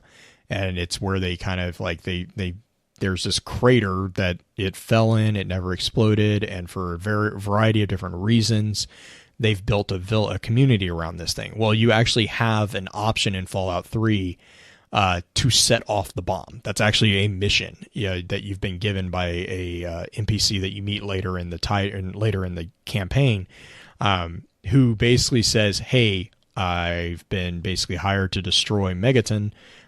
Do you?" And then you're given the choice: do you activate the bomb and kill everyone, or do you not activate the bomb and piss off this really powerful NPC? You know, like there's these different karma points that are going back and forth always. Every decision you make in Fallout 3 and Fallout 4 will influence your karma standing. And it's, again, it's present in the other titles, but it's Bethesda doubled down on it with Fallout 3 and Fallout 4. New Vegas obviously has it as well because Bethesda was heavily involved there too. I'm trying to think of it, and I can't think of the franchise. I played all 3 of the games. It was a karma-based game similar to this, but it was not post-apocalyptic. It was more fantasy. I was trying to figure out if this karma system is similar to that, where based on your actions, you're going to have this outcome in the game at the end versus not. Yeah, so the karma system in Fallout is very similar to the alignment system in D&D. Okay. To kind of oversimplify it, you have like an axis of good and evil, and then you have an axis of pacifist and violent, and like basically you fall within somewhere on this quadrant, and given where you fall, that then determines, like, you know, with again, kind of going back to Fallout 3 because I'm intimately familiar with Fallout 3. Given your location within that quadrant, that determines average NPC's response to you at the time that they're first introduced to you. And then based off that, you can then use diplomacy or, threats. You can different, like there's different perks that will then allow you to either win the well-wishing of that in particular NPC. Fallout has one of the funniest perks is Lady Killer or Black Widow. And basically what this does is this perk allows you as a player, if you're a male character, you get Lady Killer. If you're a female character, I think I want to say it's like I want to say it's Black Widow. But basically what it is, because you can also have you can somewhat have relationships within and NPCs will have relationships with each other. And so based off the relationship status of the NPC when you encounter them, if you have this particular perk, you get like a massive boost if they're single.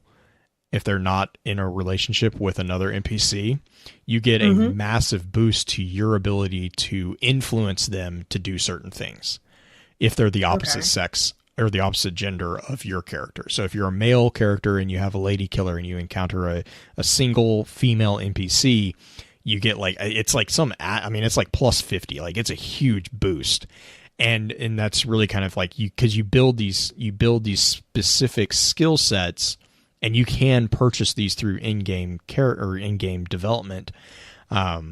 Again, very similar to Elder Scrolls, like your skill trees in Elder Scrolls, like Skyrim. Skyrim's the one that comes to mind, where you're building the constellation of different skill sets. You have a very similar concept within Fallout. You have components that, as you get more skill points to invest in certain particular strengths, you can get different benefits. Like one of them's lead stomach, I think, is one of the ones, which allows you to drink water without filtering it first. and you can ignore the radioactive damage that normally would be incurred by that. In Fallout 3, you can become a ghoul, which is really interesting. You basically can glean nutritional value from eating or from cannibalism. So that's actually, again, going back to this is very Mad Max. And if you guys, if you're familiar with the Mad Max kind of story there, that's in line with what's going on. This is a post-apocalyptic. That's very gritty in a lot of senses. That may be another reason I may not have finished that game. Oh yeah, I mean, and the cool thing about, like, especially again Fallout 3, the great thing about it is like I can play Fallout. So I'll be full disclosure. I have played so many hours of Fallout 3 that I actually got the DLCs for free. Wow. Yeah, I think I clocked in at over 4,000 hours on Fallout 3. I think the only game that I have more hours in is Oblivion and Skyrim. I really like solo RPGs, in case that has not been made clear in the last 100, 200 episodes of Focus Fire. But so with Fallout 3, the greatest thing that I love about it so much is that every time I play it, I can have a completely different experience of the same game. Right. Based on not just decisions for my skill set, but basically also based on decisions of, hey, I want to kill this NPC. No, I want to keep this NPC. You can actually affect what happens within the wasteland in a single battle. And that's just, I love that. You actually see long-term effects made on decisions that you make early in the game that you don't even realize the repercussions until later in the game. Mm-hmm. And that's why if you look at guides for Fallout, they're always huge, massive books, because basically every decision that you make within the game will have ripples of some kind. And you have to be cognizant of those ripples to a degree. And right. I mean, either way, either you're going to be, you'll either be a chaotic evil, or you'll be, an evil character, or you'll be a paragon. You can play these different paths, and they're 100%, if you understand the karma system and understand how that all affects each other. But the thing is the great thing about Fallout is that at the end of the day, you have to make a choice. And that's what I love about it, is it doesn't let you just, vote present. You have to make either with the megaton situation, you either have to blow up the town or you don't. If you blow up the town, you destroy first off, you're going to incur significant negative karma, but you also will lose access to a large number of vendors because they're dead. And later in the game, that might be important. But if you choose to not blow up Megaton, you piss off the guy who assigned you the task to do it. And so then there's repercussions, because then he basically starts sending hitmen after you. And you have to deal with that repercussion as well. The paths that you choose actually do have tangible results within the game. Yeah, chat right now.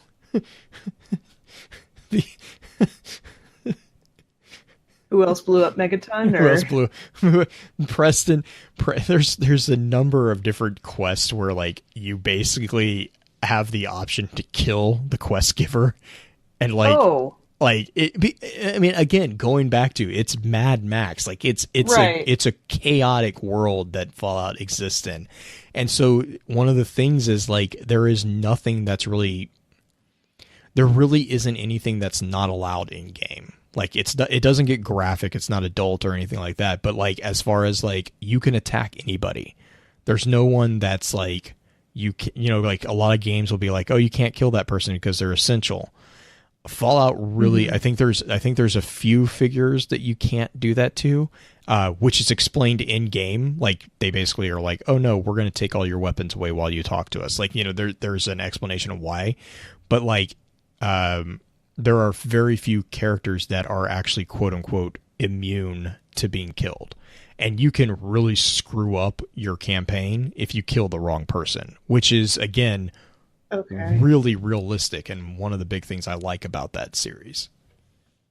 Do you get is there a companion system like there is in Skyrim? Because Skyrim's probably my closest comparison to that.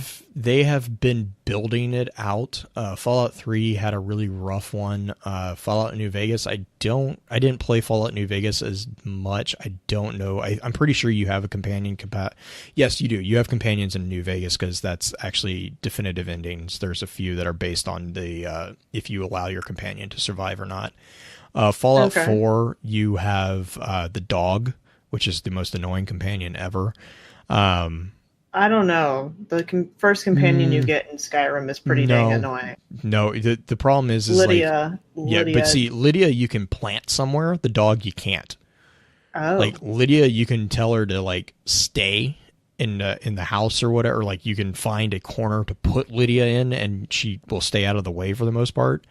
The dog in Fallout, you like, I'll be like, sit. And then like something happens, and the next thing I know, he's like off running across the wasteland. I'm like, oh my God. Why? That's so man.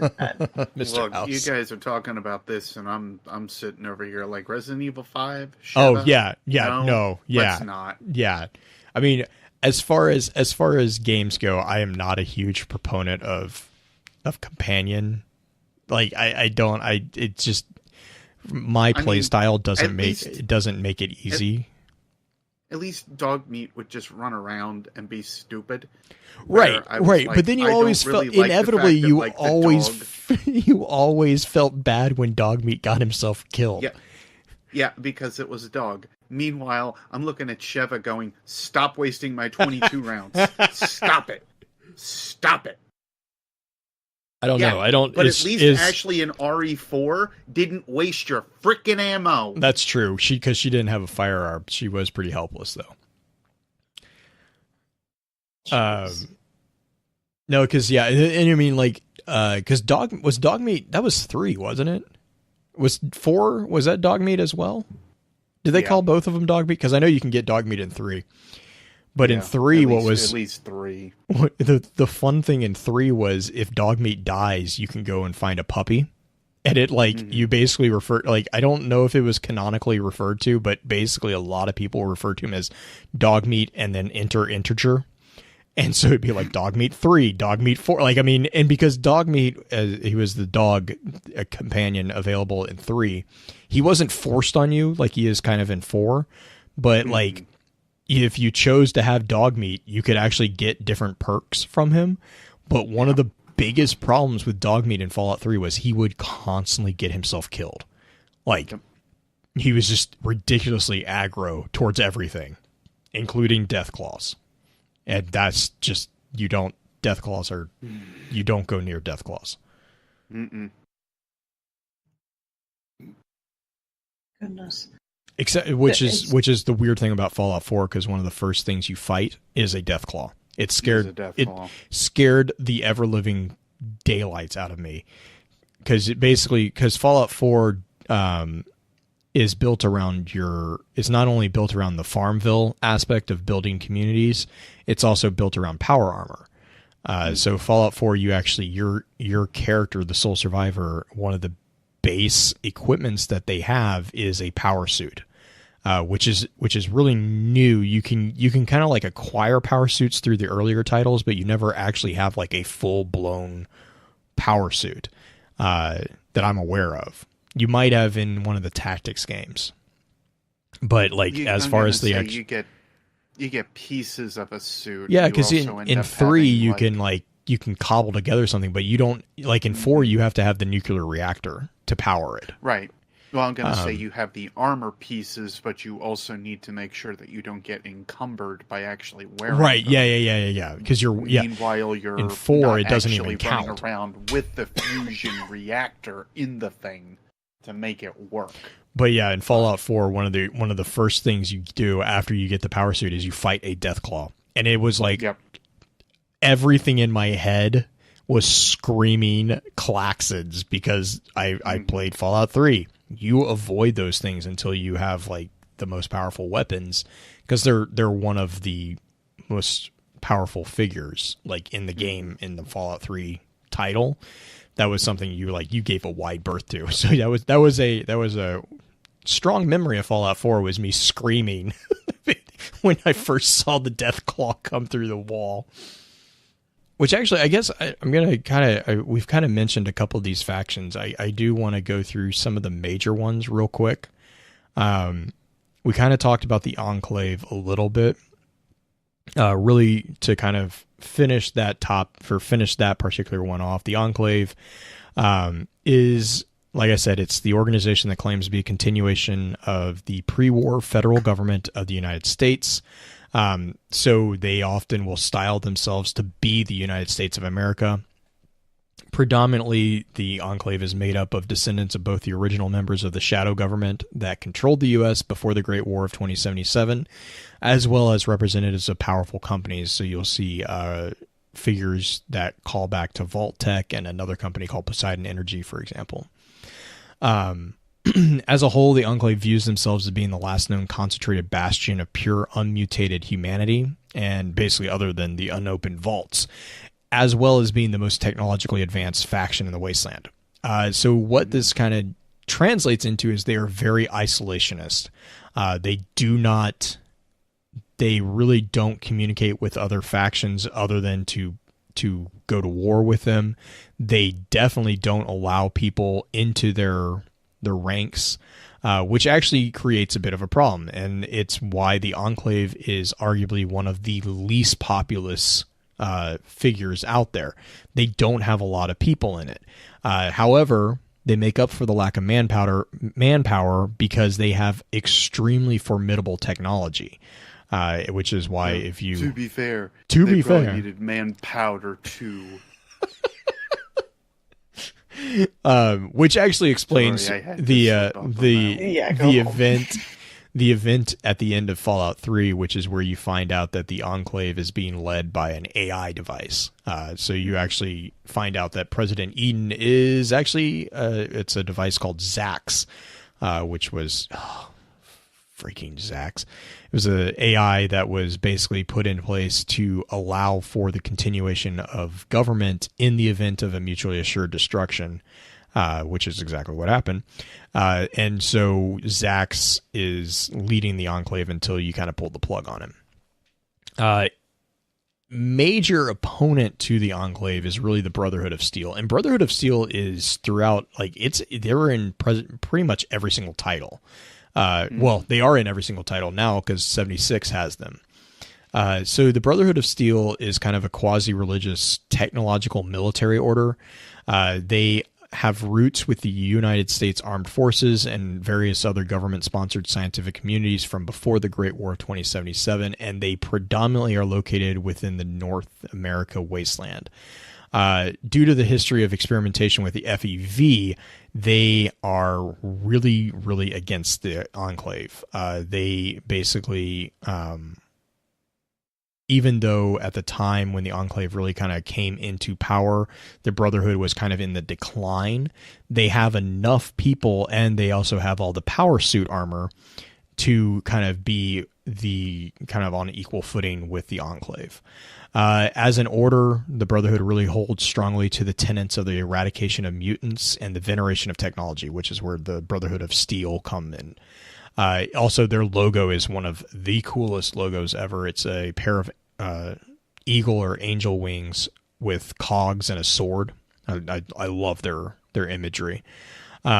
In the later years of the series, the view of the Brotherhood of not sharing technology with other Wastelanders kind of begins to deteriorate, and they actually begin building relationships with other factions and communities within the Wasteland, especially in the Capital Wasteland and the Commonwealth of the Boston, Washington, D.C. areas. And so they actually are starting to find, because up until that point, they viewed them as immature and not worthy of it.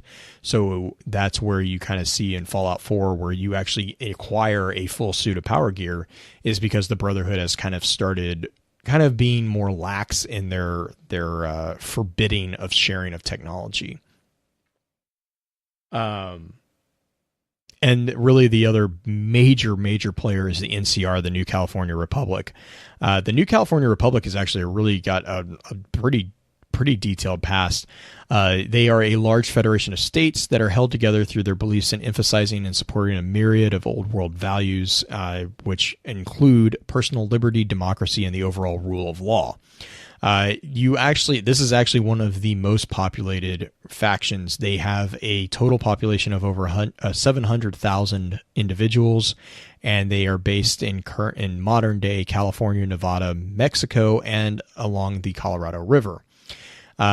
And pretty much because of their geographical location, they are really dedicated to restoring a general sense of order to the overall wasteland, and that includes improving and further developing infrastructure and economic systems, as well as basically a basic common degree of peace between everybody, regardless of the faction that they belong to.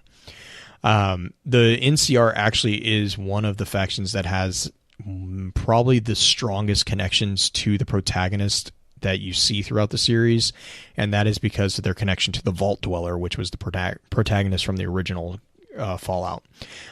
Basically what the connection is that there is a town within the original Fallout in the remains of Vault 15, and this town is called Shady Sands. And what happened was the leader of the community was had their daughter kidnapped basically by raiders, and the Vault Dweller was responsible for saving the daughter. And this young girl would actually go on to become one of the future presidents of the NCR. So she is very enamored by the Vault Dweller because they literally saved her life. By pretty much all standards within the post-apocalyptic world, the NCR is a paragon of economic success and really good ethical characters, political enfranchisement, rule of law, and basically a reasonable degree of physical security and a standard of living. Opponents of the NCR kind of claim that they're just grabbing for power. The NCR strangely hasn't really responded to a lot of that in game. They kind of are more focused on really just supporting their communities, and it's actually it's just like like I said, they have over 700,000 members within the faction as of the end of New Vegas. I'm not sure how they stand in Fallout 4 100%, but at the end of New Vegas, they're very, very powerful. Which, speaking of New Vegas, actually brings me to Caesar's Legion. And Caesar's Legion is, to be simple, the pretty much exact opposite of the NCR. They are an autocratic, traditionalistic, imperialistic society that is built nearly totally around slavery and dictatorship. And really where they kind of got started was they were originally a scouting party for another faction called the Followers of the Apocalypse. And there was a figure who went by the name of Edward Sallow. And there was a scouting party of 9 people. They got kidnapped by a tribe of Blackfoots when they were trying to figure out something for the faction or the followers. And the Blackfoots had planned to originally ransom them back. Well, as time went on, basically, there was a series of events which basically led to Sallow being able to take over and actually reorganize the tribes of the area, which is, at that point, he took on the title of Caesar. As you can probably guess, Caesar's Legion is pretty strongly reminiscent of the Roman Republic. And so through basically the original group and the original tribe of Blackfoots would basically over time grow through the enslavement of the other tribes in the area, which would then bring more and more into the thrall of Caesar, and actually becomes one of, if not the most powerful society east of the Colorado River by 2271. This is basically 30 years after. I mean, it's a pretty impressive growth of power, basically. He gets kidnapped in 2241, and by the end of 2271, he has the most powerful warrior society in the North American wastelands. Even that being said, they actually get in a battle with the NCR over Hoover Dam, which is the first battle of Hoover Dam in 2077, and are completely decimated. And so, but there's a huge story there. This all gets explained in New Vegas. So they lose the majority of their forces in 2277. By 2281, they had actually reestablished their power and basically came back and were like, nope, we're going to do it again. they actually get involved in what's called the Second Battle of Hoover Dam, and this is where the Courier, who is the protagonist from New Vegas, will actually determine the ending of New Vegas. So this is the ending of New Vegas is really the Second Battle of Hoover Dam, at which point your character determines not only who takes control of Hoover Dam, but exactly the flavor of how that all goes down based on the karma score that they have. Let me think. The Institute. Institute is from, we kind of talked about them a little bit, but the Institute is a faction comprised of advanced scientific organization members based in the Commonwealth, or the capital Commonwealth. It is known and feared for its ability to produce advanced synthetic humans, which are known as synths in the game. And basically the problem with these, and Beard, you're going to love this one, is that they are of high enough quality to pass as humans. They are basically replicants. The other problem with the Institute is that they are extremely secretive. For the majority of Fallout 3, which is actually where they get introduced, you actually don't hear anything of them. I think there's one mission in Fallout 3 where you actually can save a synth, which will bring me to the railroad here in a second. But that's the only thing you hear about, really, the Institute. They're not a major component of Fallout 3. They are mentioned. But in Fallout 4, like we had mentioned, the major part of the story of the Sole Survivor is the Institute because of the connection between Father and the Sole Survivor.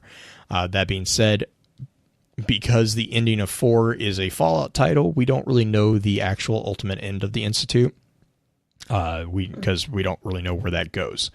The Railroad is an underground movement.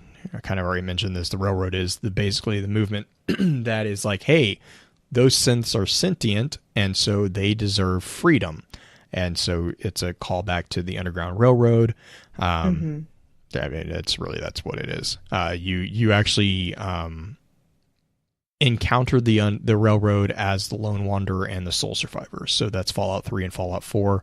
The Railroad is present. Really, that's all you know about the Railroad. They're actually even more secretive than the Institute. Again, they're not a faction as much as just a movement of individuals. The last one before we get into the 76 factions, the factions that are introduced in Fallout 76, is the Followers of the Apocalypse. So these are the group that sent the scouting party that would become Caesar's Legion.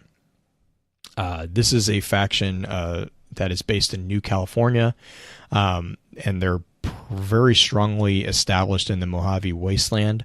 And really, honestly, they have the goal of basically tending to the inhabitants of the wasteland. They're very they're not pacifists, but they have a very strong tendency to appear that way. They really just want to keep, they serve as keepers of knowledge. They're very medically advanced. They really do actually take care of people medically and socially and stuff like that. They're very all about trying to not allow nuclear war to ever happen again. Surprise, that's not a huge surprise. It shouldn't be. That should be said though, they're also, whereas all these other factions are very isolationist, the Followers of the Apocalypse are actually very open. They don't care. They're very open to different factions interacting with them. They're very open to that. They want to share knowledge as much as they can, as long as that knowledge doesn't result in another war. Which you can see there is a bit of a conflict between the Followers and Caesar's Legion. The Followers, even though they are kind of pacifistic by nature, they often they don't hesitate really if they get threatened. And that includes themselves and their ideals. So if you are being assisted by a Follower of the Apocalypse and someone threatens you, that follower will defend you as much as themselves.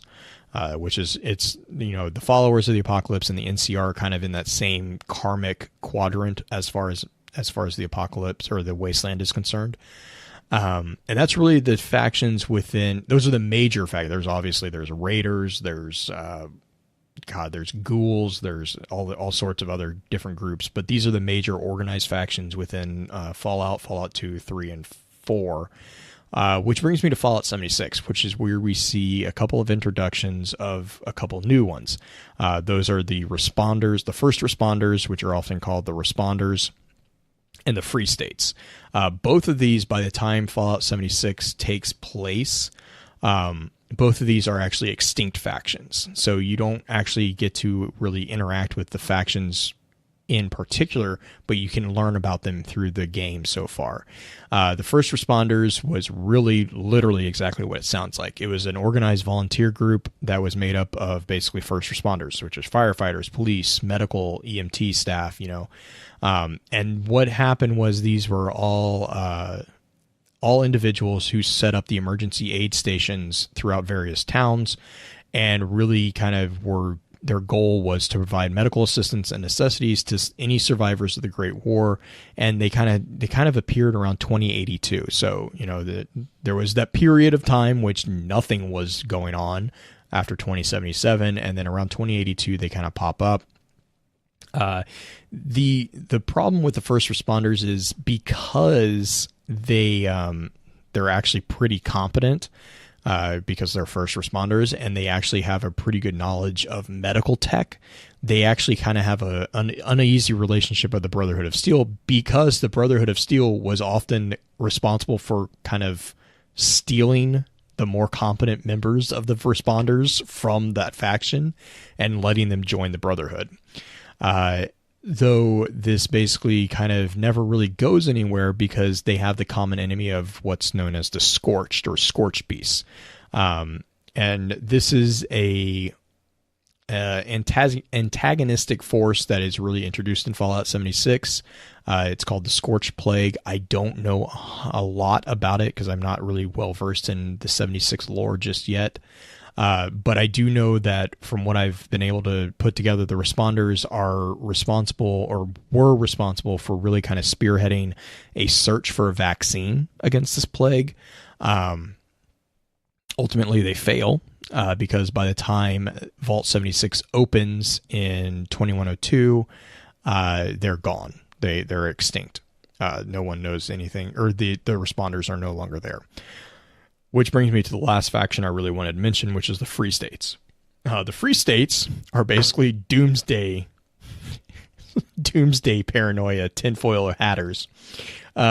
And they were a group of local survivalists that gathered in the area of West Virginia prior to the Great War. And actually, apparently, I think it was in 2076 or the beginning of 2077, they had actually declared that they were seceding from the United States. Oh my God.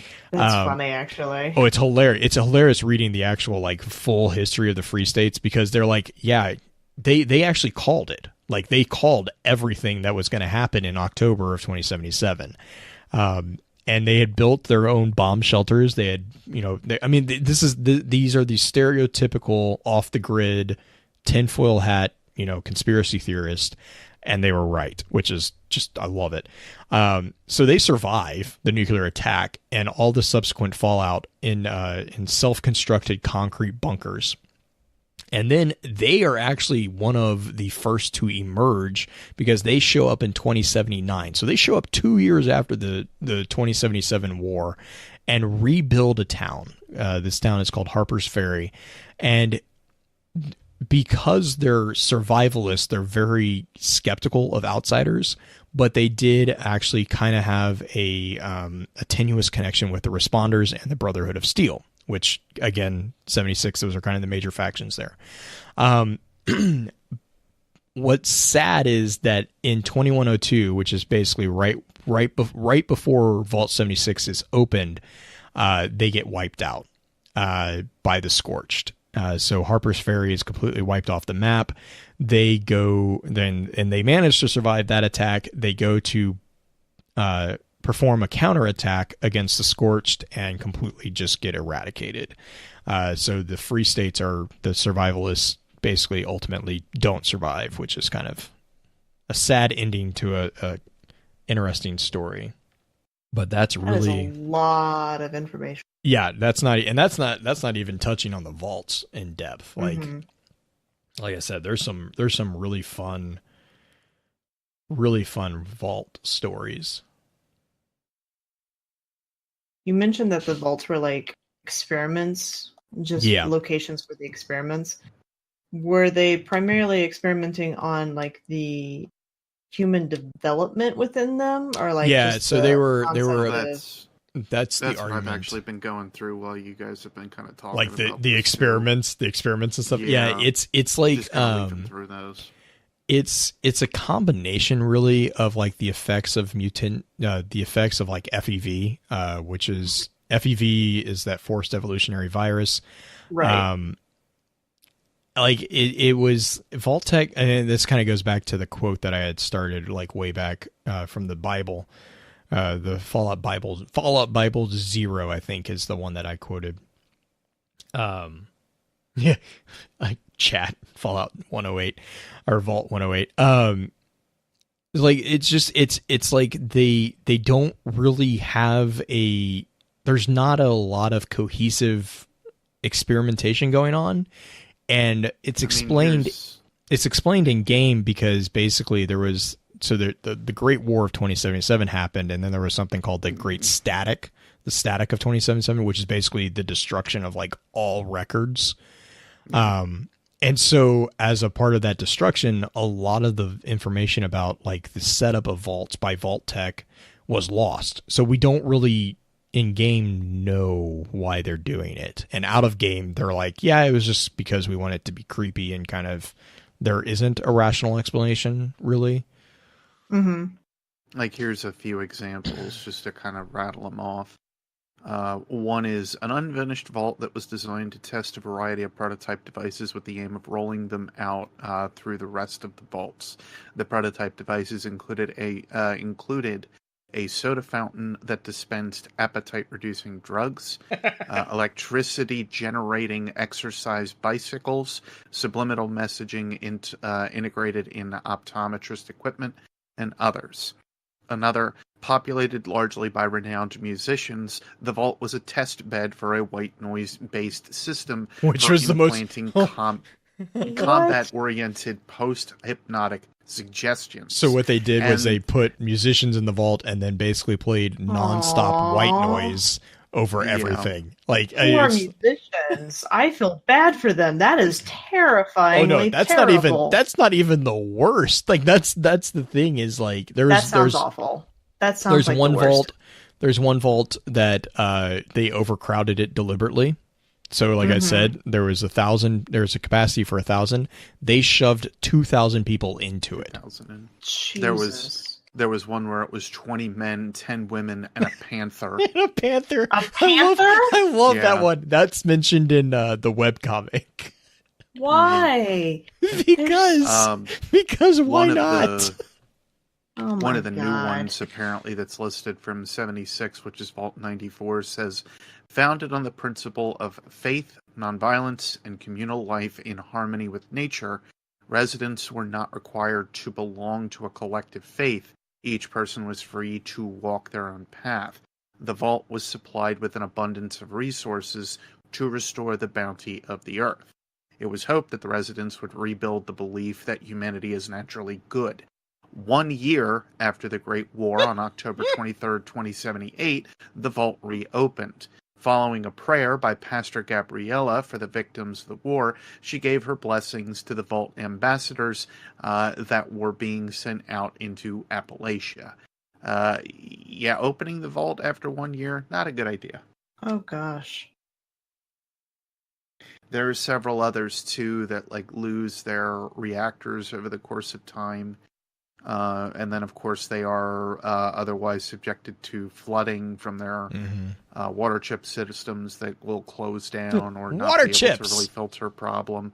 They will also have it where they'll be in a hotbed of radiation. Eventually, the reactor isn't able to filter that stuff out, so then they're just sitting in radiation and nothing else.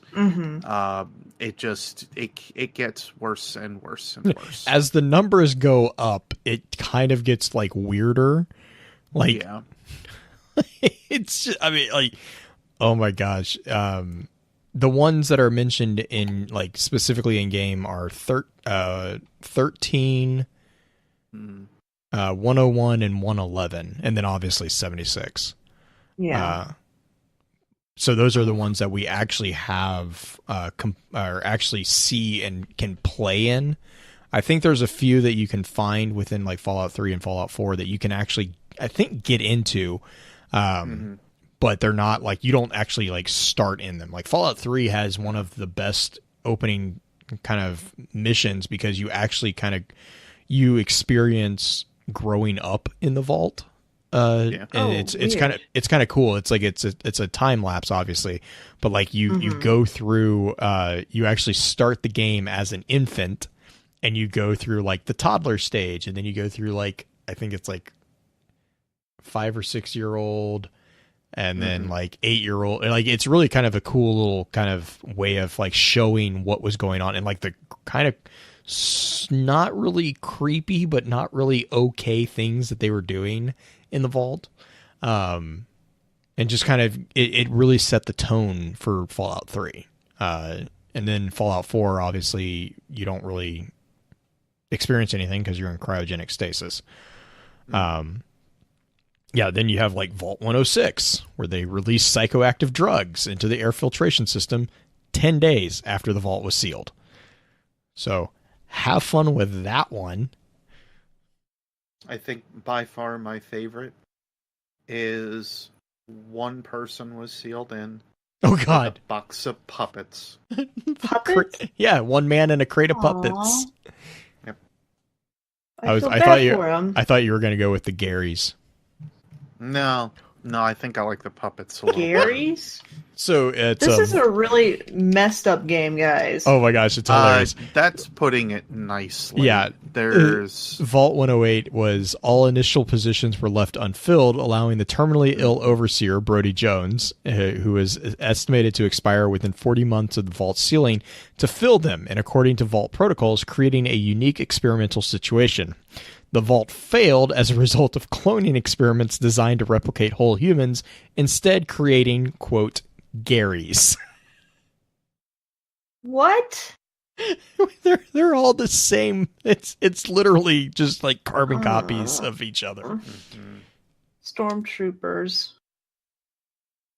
Oh my gosh, yeah. So the vaults actually there's a number of different stuff going on in the vaults. And again, you know, like I had read from the Fallout Bible 0, really honestly they kind of attribute it to the primary Tim, who is really kind of like, I think the initial kind of creator writer. They're like, yeah, we're pretty sure that he had just watched an X-Files episode. Like that's like, I mean, that's literally kind of what they're doing. Like, they just basically were going over the top. They're trying to be a little bit creepy. And really that was kind of it. Like, that was kind of their point was, and these vaults ultimately, while they were being portrayed, like Vault 76, is really strongly here portrayed as like the bastions that are going to save humanity after the Great War, or after the event of a thermonuclear attack. That really wasn't the case. There was by no means enough vaults created. I think there was only, quoted, there were only like 200. There were supposed to be only 200 or 220 or something like that created. So there's nowhere near enough vaults to actually, you know, save humanity. Like, that wasn't the actual point. The point was the social economical experiments that they were doing. And I mean, like, you know, just what Beard has read off the top, like they run the gamut of like kind of silly to really downright creepy. But yeah, there, and again, like I said, there's two wikis that I really refer to as Nukipedia and the Vault. I will include those links, and you can definitely dig into the different vaults. We know of in game several. Like, there is a long list of vaults that we do know about throughout the different titles. A lot of them you don't see in the games as much as they are mentioned in the Bible. So arguably they're technically canonical, but they're not in game yet. Interesting. it's like, I don't know, it's just a lot more than I was expecting, story wise. Oh yeah, there's a ton. But but yeah, so Chris, the Bible that I quoted was Chris Avalone. And that was back in 2002. So that was one of the first iterations of a game Bible, was that particular book. So where did the Bibles come from, or is this just they're just like collection? They're just collection of documents that basically they got all the background material for the first game. It's a really common thing that developers will do for massive, or I mean, not even massive games, but like for any game, really.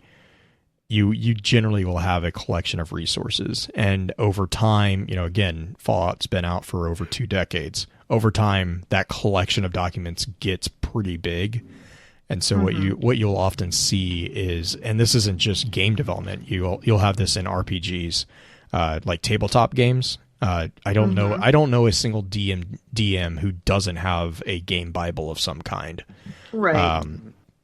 And obviously, over 20 years, that collection gets pretty big, and so what you'll start seeing is like different quote unquote iterations or different versions of Bibles, and that's just basically organized notes that explain why the series or the game is in the state that it is currently in.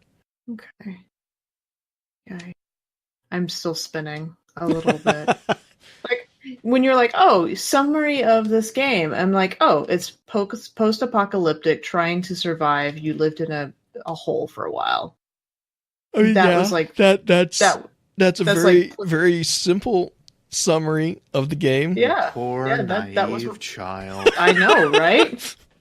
I feel like I've been slightly tricked into this, but at the same time, I feel like my education as a gamer is... You had access to the 10 pages I wrote. I did, and I did look it over, and I started reading, and I went, oh, this is going to be one of those episodes. All right.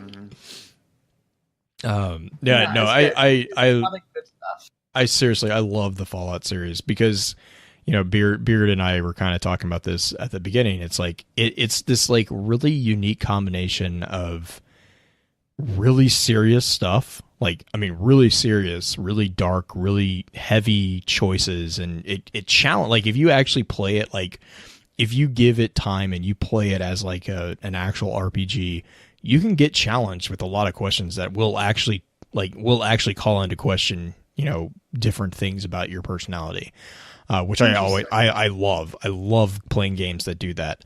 But then also there's a number of just like tongue in cheek, just poking at pop culture references. Like Fallout 2 is got so many references to the Hitchhiker's Guide to the Galaxy. It's just hilarious. Like there is an actual level in which, so I don't know how familiar people are with the Hitchhiker's Guide, but there's a character who is falling through the air and turns into a plant, and then turns into a whale, and then turns it like there's a series, and then they die. Potted plant. Yeah, so it dies.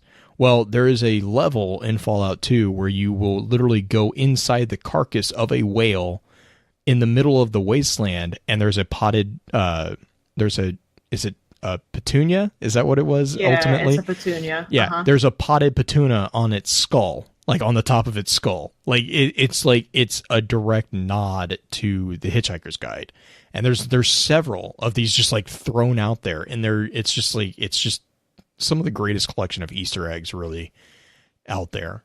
But yeah, and that's really where it's like, so you can get like this really unique and really cool combination of both like really heavy story and really silly events that just kind of make you giggle at the same time that you're like traumatized by what you just did or what you just experienced.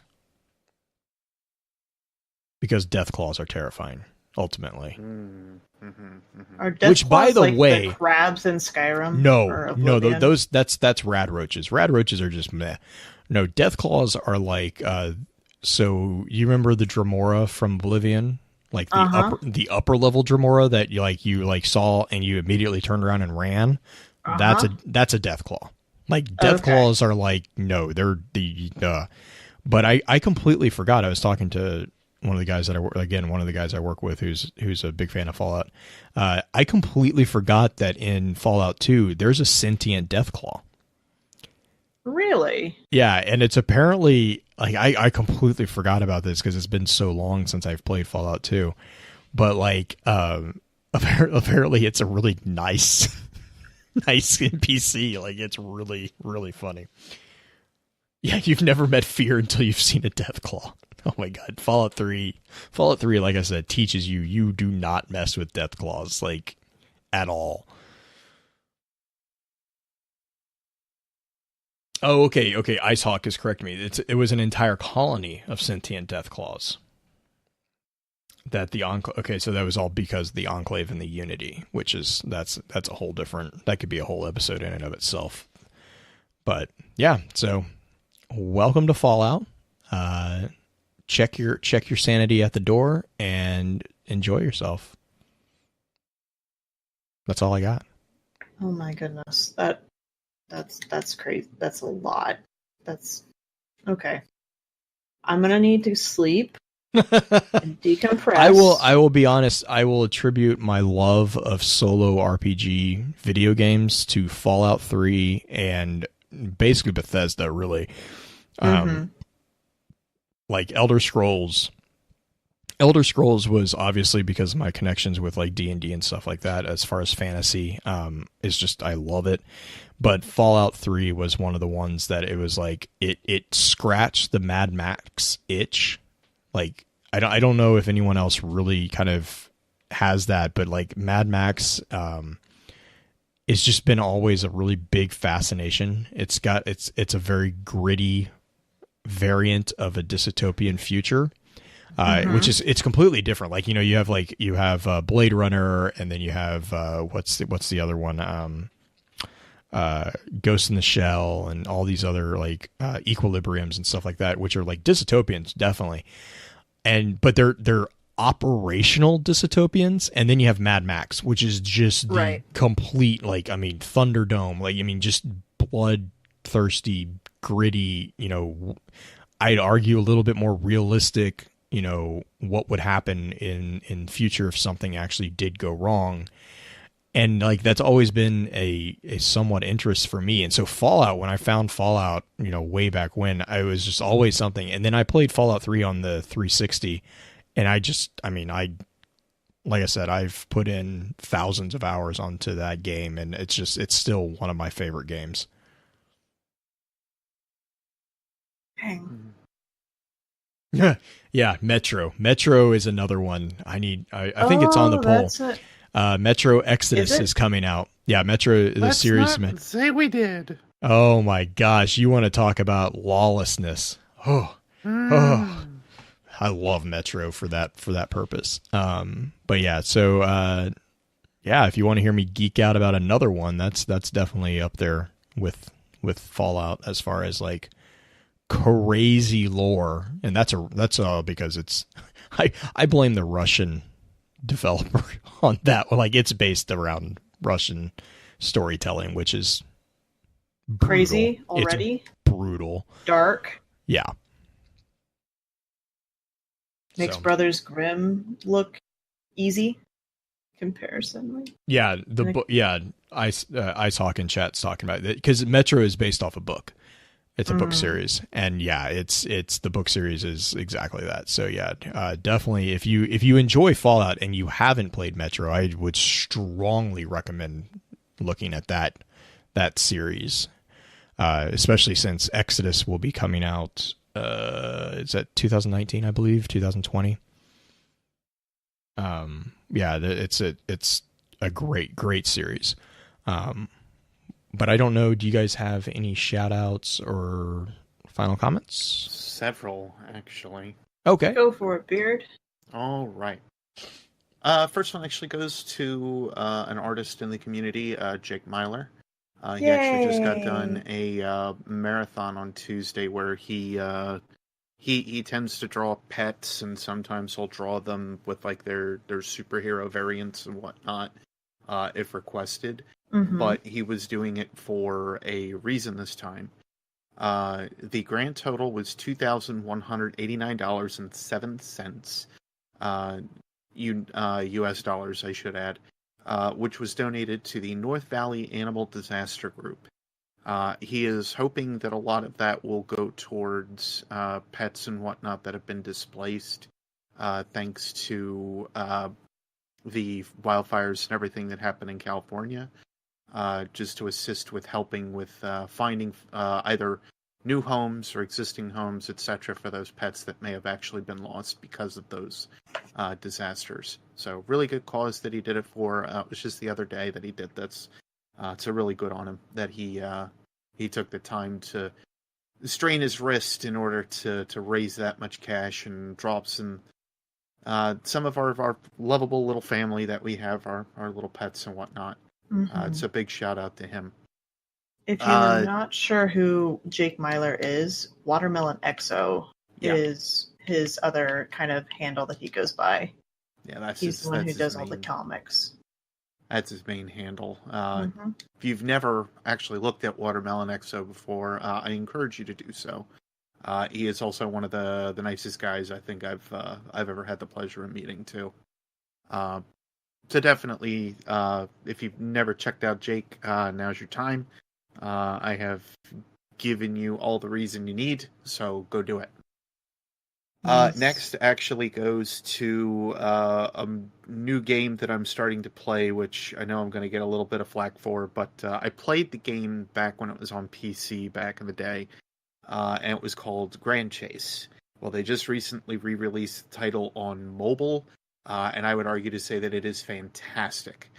It is not a traditional mobile game that we have kind of come to know. They are actually very generous with what they are doing. And it's basically like, well, if it's one of those games where it's like, hey, if you want to give us some cash for the game, we're giving you reasons and we're being generous with what we're giving you with said cash, but we're already being generous with what we are offering you with the game itself. Most of the units that you were used to from the original game, they're basically giving you heavy chances to get a hold of them over the course of the first month. So if you were a fan like I was of the original game, you might like this one. It's challenging, it's fun, I definitely do enjoy it personally. And the last one goes out to the guys that we haven't heard from for a very long time on YouTube, that has nothing to do with this channel whatsoever, and it is Epic Rap Battles of History. Oh my gosh, yes. They just came out with the rap battle for Elon Musk and Mark Zuckerberg, and it was pretty on point. So definitely glad to start to hear from them again. I sit and I frickin' listen to their stuff over and over and over in my head as it is. But I just love the fact that they have that they're starting up again. And I guess one more late submission here too. If you guys are thinking about popping in for any other like Fallout lore relation or anything like that, Icehawk actually reminded me Shoddycast is a very good YouTube channel that actually covers a lot of Fallout lore. So if you're looking for an additional source, I've watched some of their stuff. I've liked it for the most part. If you're interested in checking out any other channels, there's another one for you. So that was weird. I actually had a lot of shoutouts for the week. Yeah, you did. You're taking my spot this week because I actually really don't have much of shoutouts. It was just kind of an echo about Jake's stream. He did a piece for one of my clan members for his Chihuahua as a Iron Lord Chihuahua, which is freaking adorable.